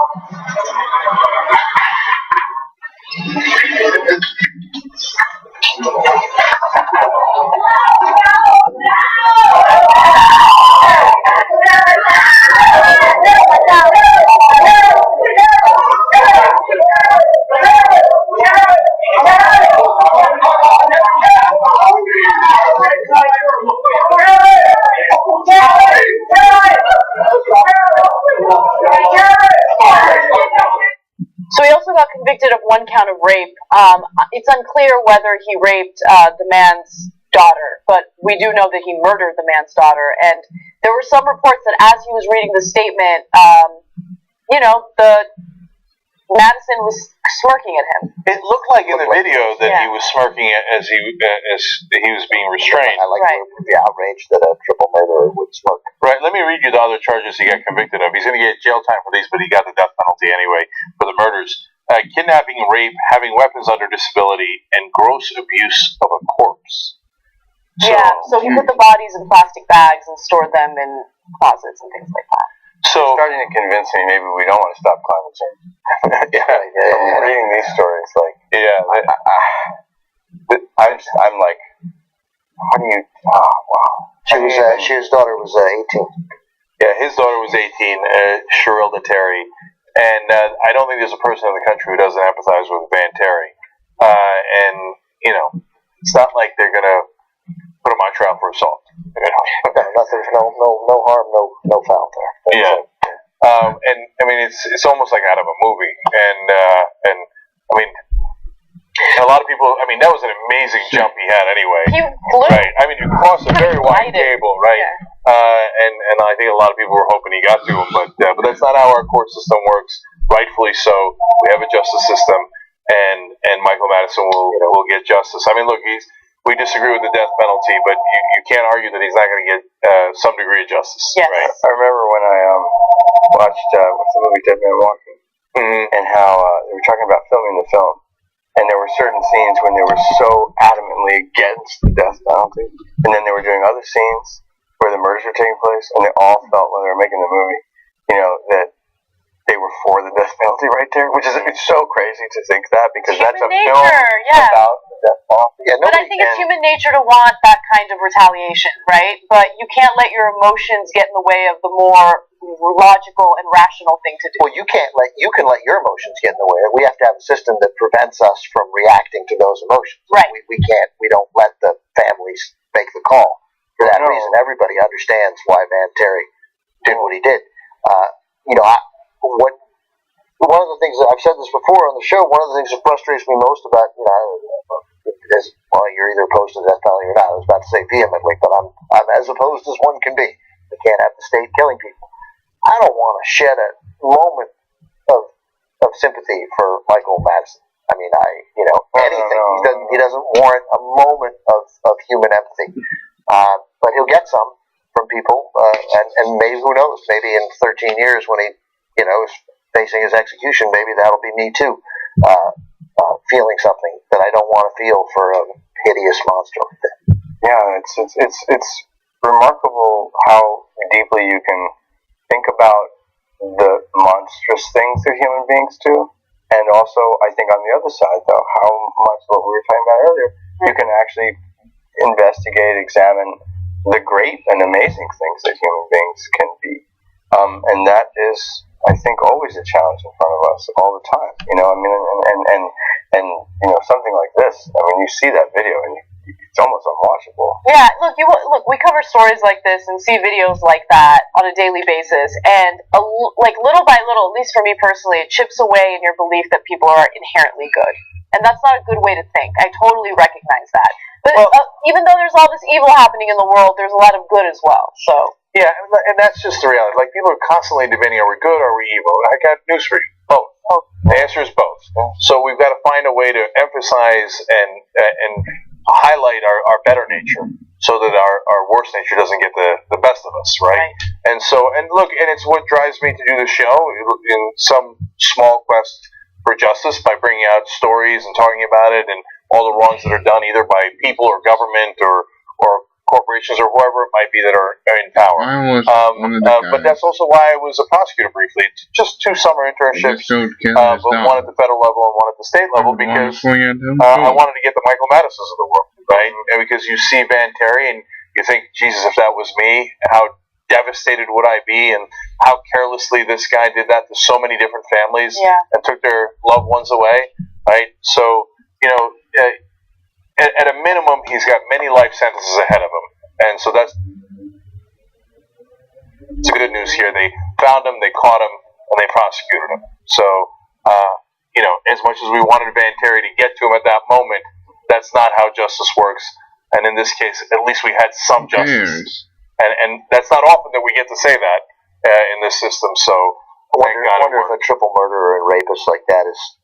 I don't know, and I make no judgment on this, but whether he's safer on death row than he would be with a life sentence. But you know something, now that I think about it, this is a small case, personalized in miniature, and yet we have people who started wars on unjust information in America, who go out there and regularly smirk at the camera. People like Donald Rumsfeld, people like George Bush, who are war criminals in other countries, and Henry Kissinger, who is body count is in the millions, and as close to a genocidal maniac as we have, and yet this person just got an award from the Obama White House and is held up by a person like Hillary Clinton as a policy advisor. To me, that disqualifies her, and I'm going in this direction because you just realize that we have people smirking about murder all the day long. We have people who stand up and say, I'm proud of what I just did. I'm proud that I wreaked havoc on an entire other country. He came, we came, he died moment. There are these moments that escape us in politics, and we get obsessed with these in miniature. But we don't want to say, something? Our last administration committed murders in the hundreds of thousands.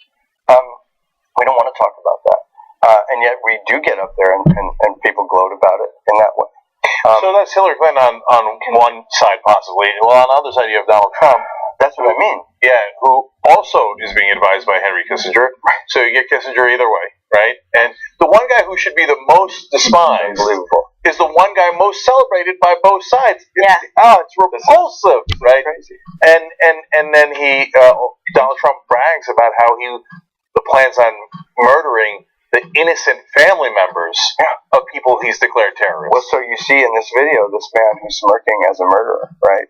And then the braggadocio of the leadership position and America's new love affair with authoritarianism and fascism, which is this Trump campaign. You see this mirror, and it's truly frightening. And I think one of the things that's amazing about watching these things is it grounds you in that sense of what there is to fight for, and how important it is to call it out for what it is. Yeah. It's just more striking when you see it in person, and you see that's the guy who killed that guy's daughter. But when we drop bombs, people's daughters die as well. We just don't see it. We don't see them. Right. All right, so let's take a quick break here. I'm going to come back and do a couple more stories. In the next story, the person involved is not smirking, and you'll see what I mean when we come back. Okay.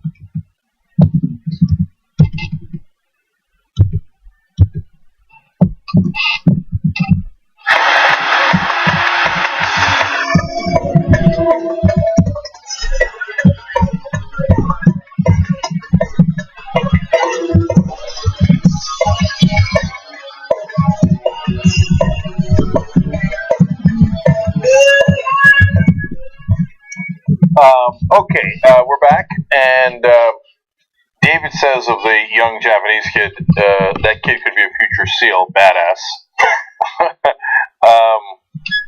Crazy Nate says that video of Ken Starr being so obviously coached on camera just shows you how big collective establishment balls have gotten, that they think they can get away with that. And then Sarah Mack says, dude, Josh just made a powerful point. All these warmongers smirk all the time, Democrats and Republicans both. Why I don't like HRC, Sarah says. Okay, so we got two more stories for you guys. Like I said, in the next one, there will be no smirking, as you'll see in kind of a painful picture. All right. A 19-year-old in Wisconsin has been caught for attempting to rape a woman. His name is Anthony Zingale. He's 19, and he was arrested at a house party after a man called 911 and reported that he was attempting to rape his wife. The woman told responding officers that she was using the bathroom when the suspect came in, fully exposed from the waist down. She said he pressed the knife to her neck and threatened to cut her if she didn't have sex with him. Well, I don't know how she managed to do this, but she coaxed him out of the bathroom into the bedroom, and at that point she screamed for help, and that was when she got the help, and they called the authorities, and thankfully he got arrested. Now, the story it has a little bit of a silver lining because we got this mugshot from it. Wow. Now, look, that mugshot is so pathetic that it almost arouses sympathy. That's how deeply pathetic it is. But if you were in any way, shape, or form a victim of a rape, attempted rape, sexual assault, boy, that's the face you want to see on the guy who tried to rape you. Yeah. Right. So, you thought you were tough. You came in with a knife, and you were going to do this and this, and then look at what happened now. So when the cop showed up, he had his version of the story, and he alleged that he had to go to the bathroom so bad that he went in there and immediately took his pants down. Even though there was a woman in the bathroom. Even though there was a woman in the bathroom, and then the woman pulled a knife on him. No, but it's worse than that, because he admits that he brought the knife into the bathroom. Yeah. Had to get rid of but like, I brought a knife into the bathroom because I really had to go, and then I laid down the knife, and then she grabbed it. Yeah, not buying it. Okay. Now, I understand what part aren't you buying? So obviously, you just take a knife into the bathroom, and there's a woman in there, and you pee anyway, and then she tries to stab you. Right? Does that not happen to you? Yeah, no, not often. And this guy's not the brightest bulb there is, right? When they asked him, on top of the attempted rape, with a weapon and threatening to kill her, you also were drinking underage. You're 19, and he said, yes, that's true, but my mom was in the house. Oh, well. Oh, I see. He did not stack up on good excuses. And by the way, who goes to rape a woman with a knife while your mom's in the house? Oh, you know who does? Rapists. Apparently, yeah. And it's weird though, because is this because we're letting transgender people use the bathroom in some states? Because here's the thing, if you pass a law allowing people to use a bathroom, well then, incidents like this wouldn't happen. Oh, wait a minute. Come on. Yeah, they might be worried about the wrong people. Yeah, exactly. and so, look, a little bit of sweet justice here as you see the mugshot, and I can't help but feel a little bad anytime anybody's ruined their life, right? And he ruined his life right there. It would have felt much, much worse if he had succeeded. Yeah. Right?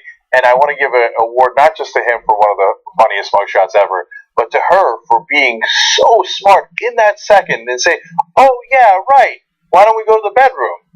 Because this kid's obviously one of the dumbest kids you've ever seen. He's like, oh, great, let's go to the bedroom. And then when she's out, she screams and luckily gets rescued. And then to her credit also, and then call the police. And, didn't say I'm getting out of here. Let's pretend this didn't happen. So, assuming that he's telling the truth, which it would appear so, given Anthony Zingale's rendition of how it went down. Yeah.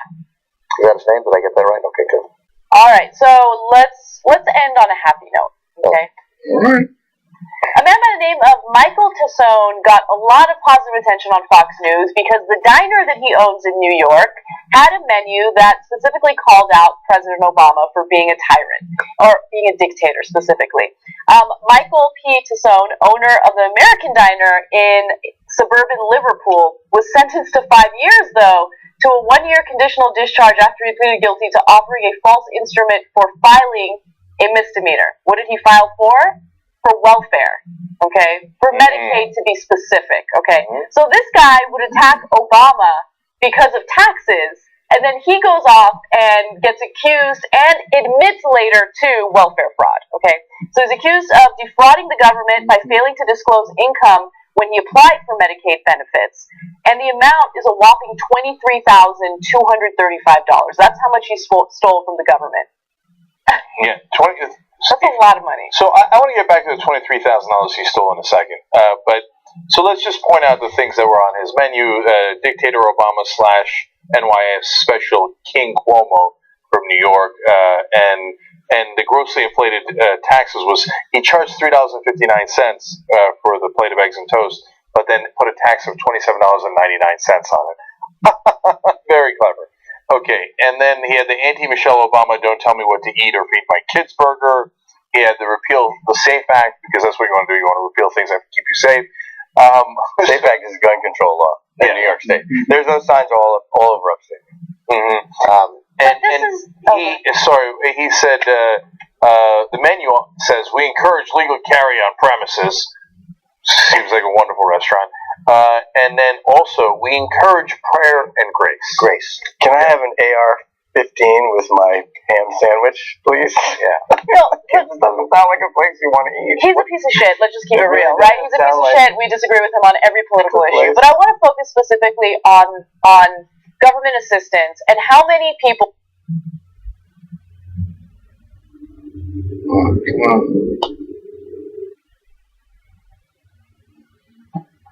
As if they're better than everyone else. So this guy didn't need government assistance, right? He admitted to fraud in order to obtain these benefits, okay? He's a piece of shit. And anyone who says that they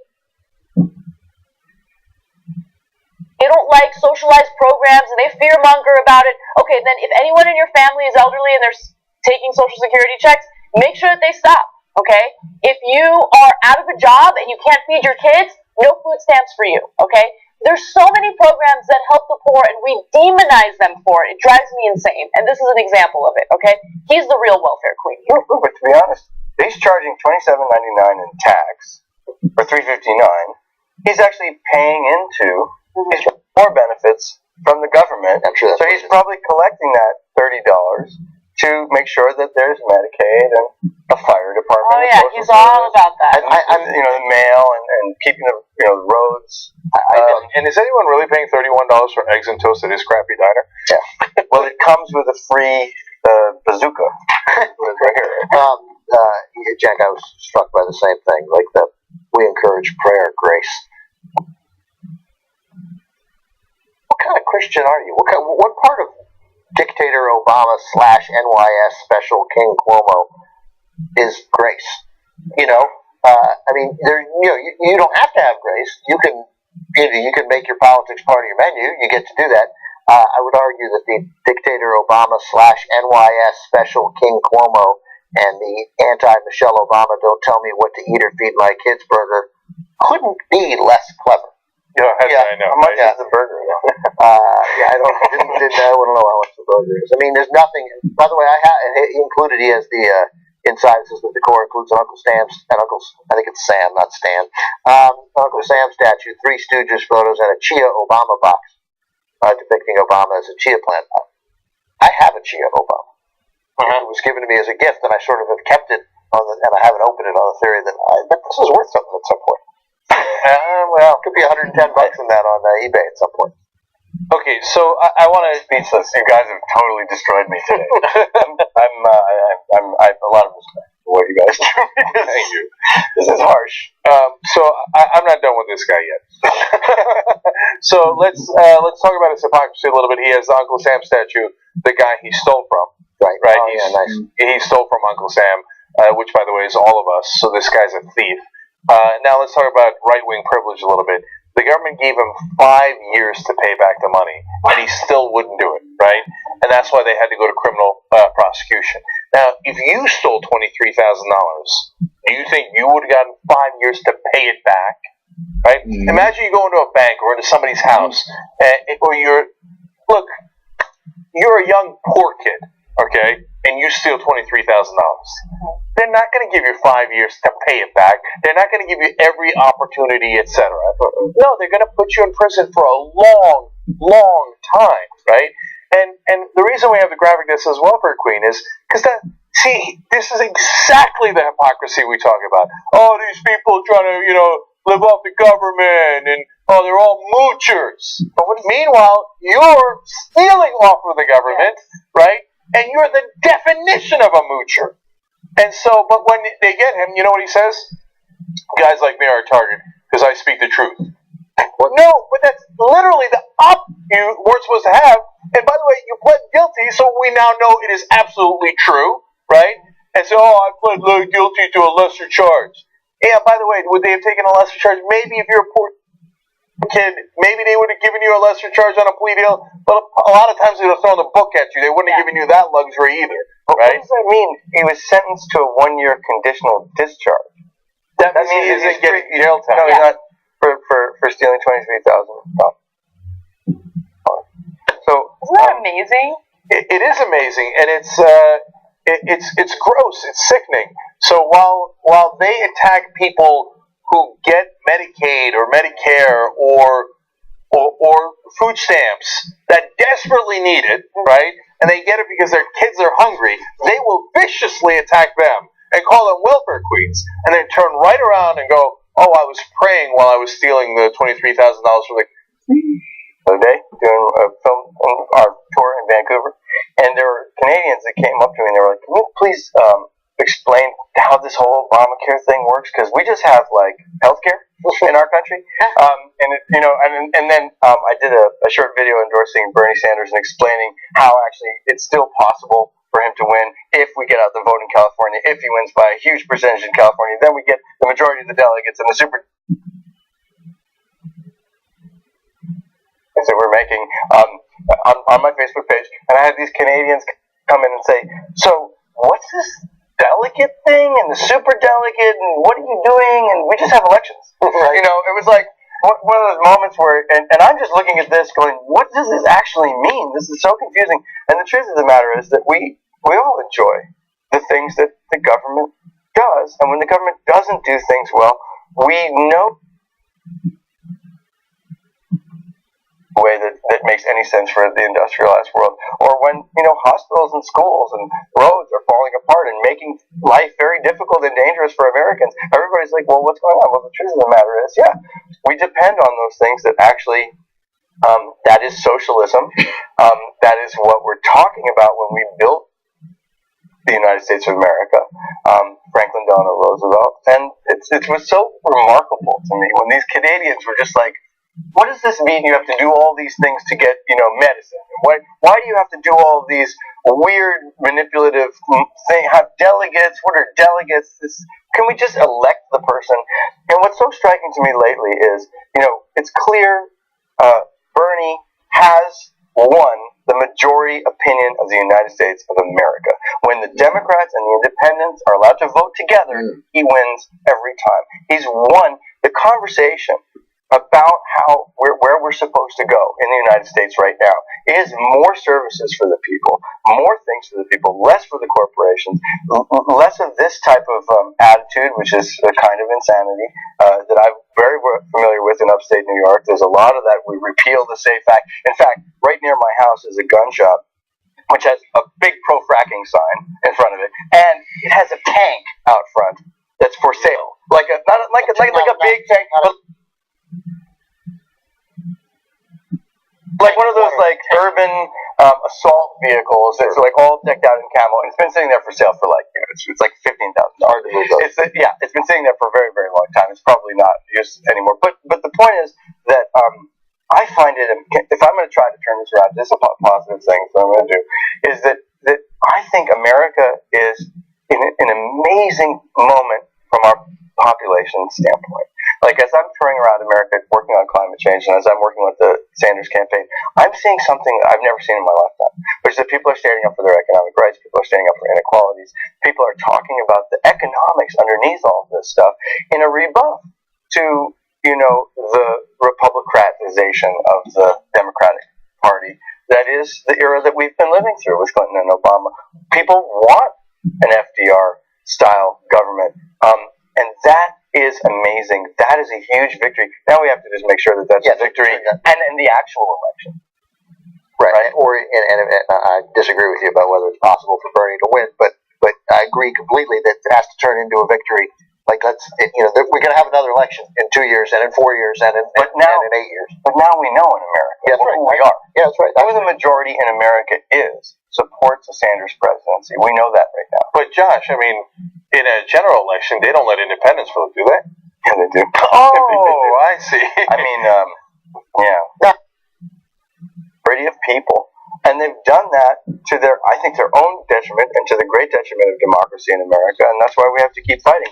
And this wonderful idea of the political revolution that Bernie Sanders has made popular, that he's put out there in front of people, I think has brought a clear sense of parameters to all the movements where power really is in America. The fracking movement, the climate change movement, Black Lives Matter, the LGBT movement, the movement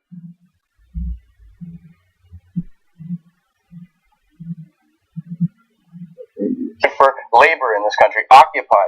America is a nation of movements right now, and those movements are where democracy is. And unfortunately, what we're seeing is this: like I said, the love affair with fascism, with authoritarianism that a lot of this America is having right now is so bereft of contemplative. It seems like these stories today.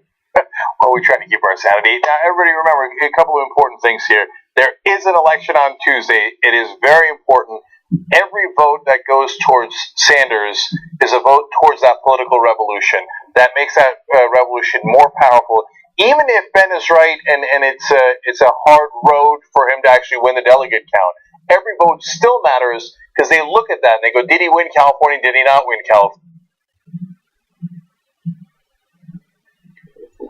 That's the biggest state in the union, right? So how seriously should we take that movement?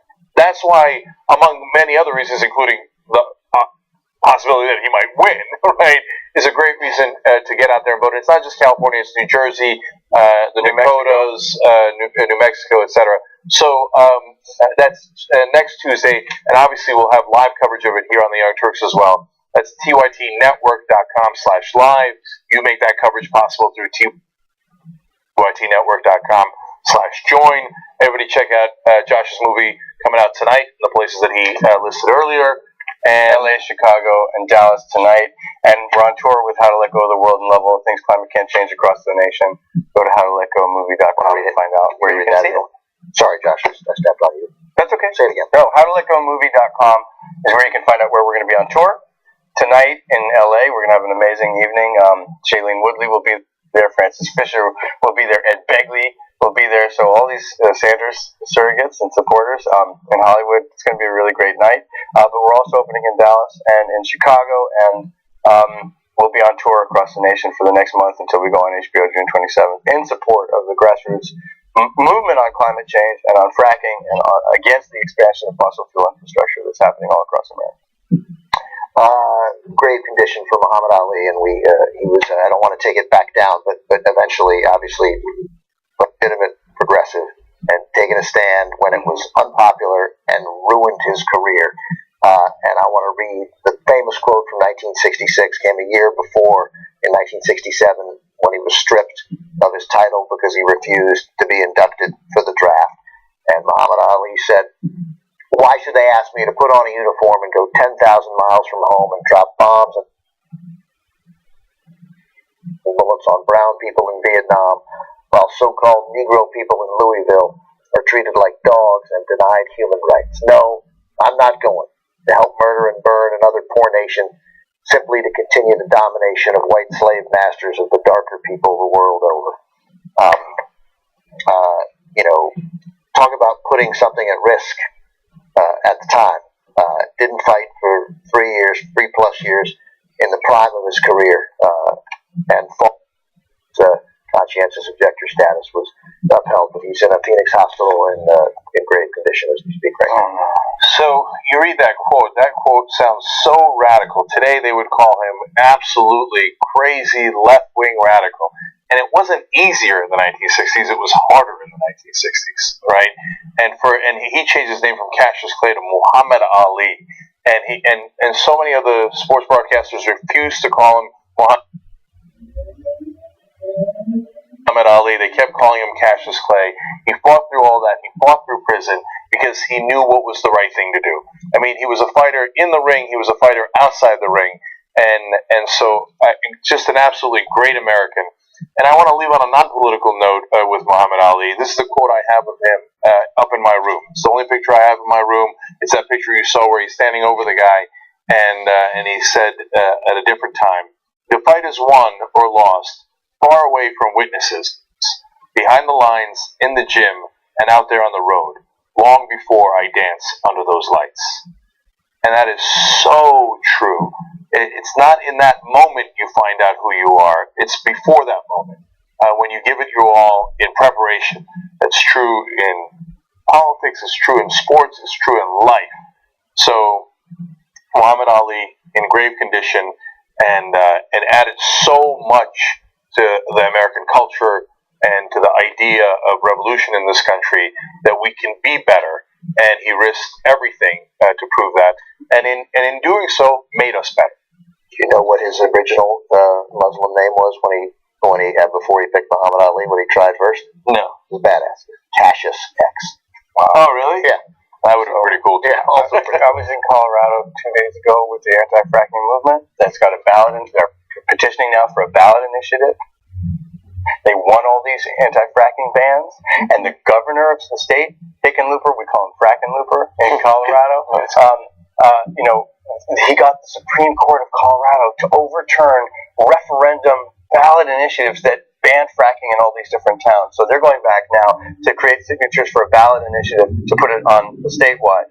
And one of the activists, and I've been back to Colorado so many times, a state that's been totally destroyed by the fracking industry in so many different ways, health problems, water contamination, air pollution, the whole nine. Please stop freezing. So it doesn't matter how many times you get knocked down. If you keep getting back up, the fight's not over. And I thought that was amazing. Yeah, that is. By the way, Frackenlooper is a Democrat. So, oh, yeah. That's terrible news about Muhammad Ali. I didn't know that. Okay, so sorry to end on a little bit of a bummer, but obviously we wanted to let you know all the news. Josh Fox, thanks so much for joining.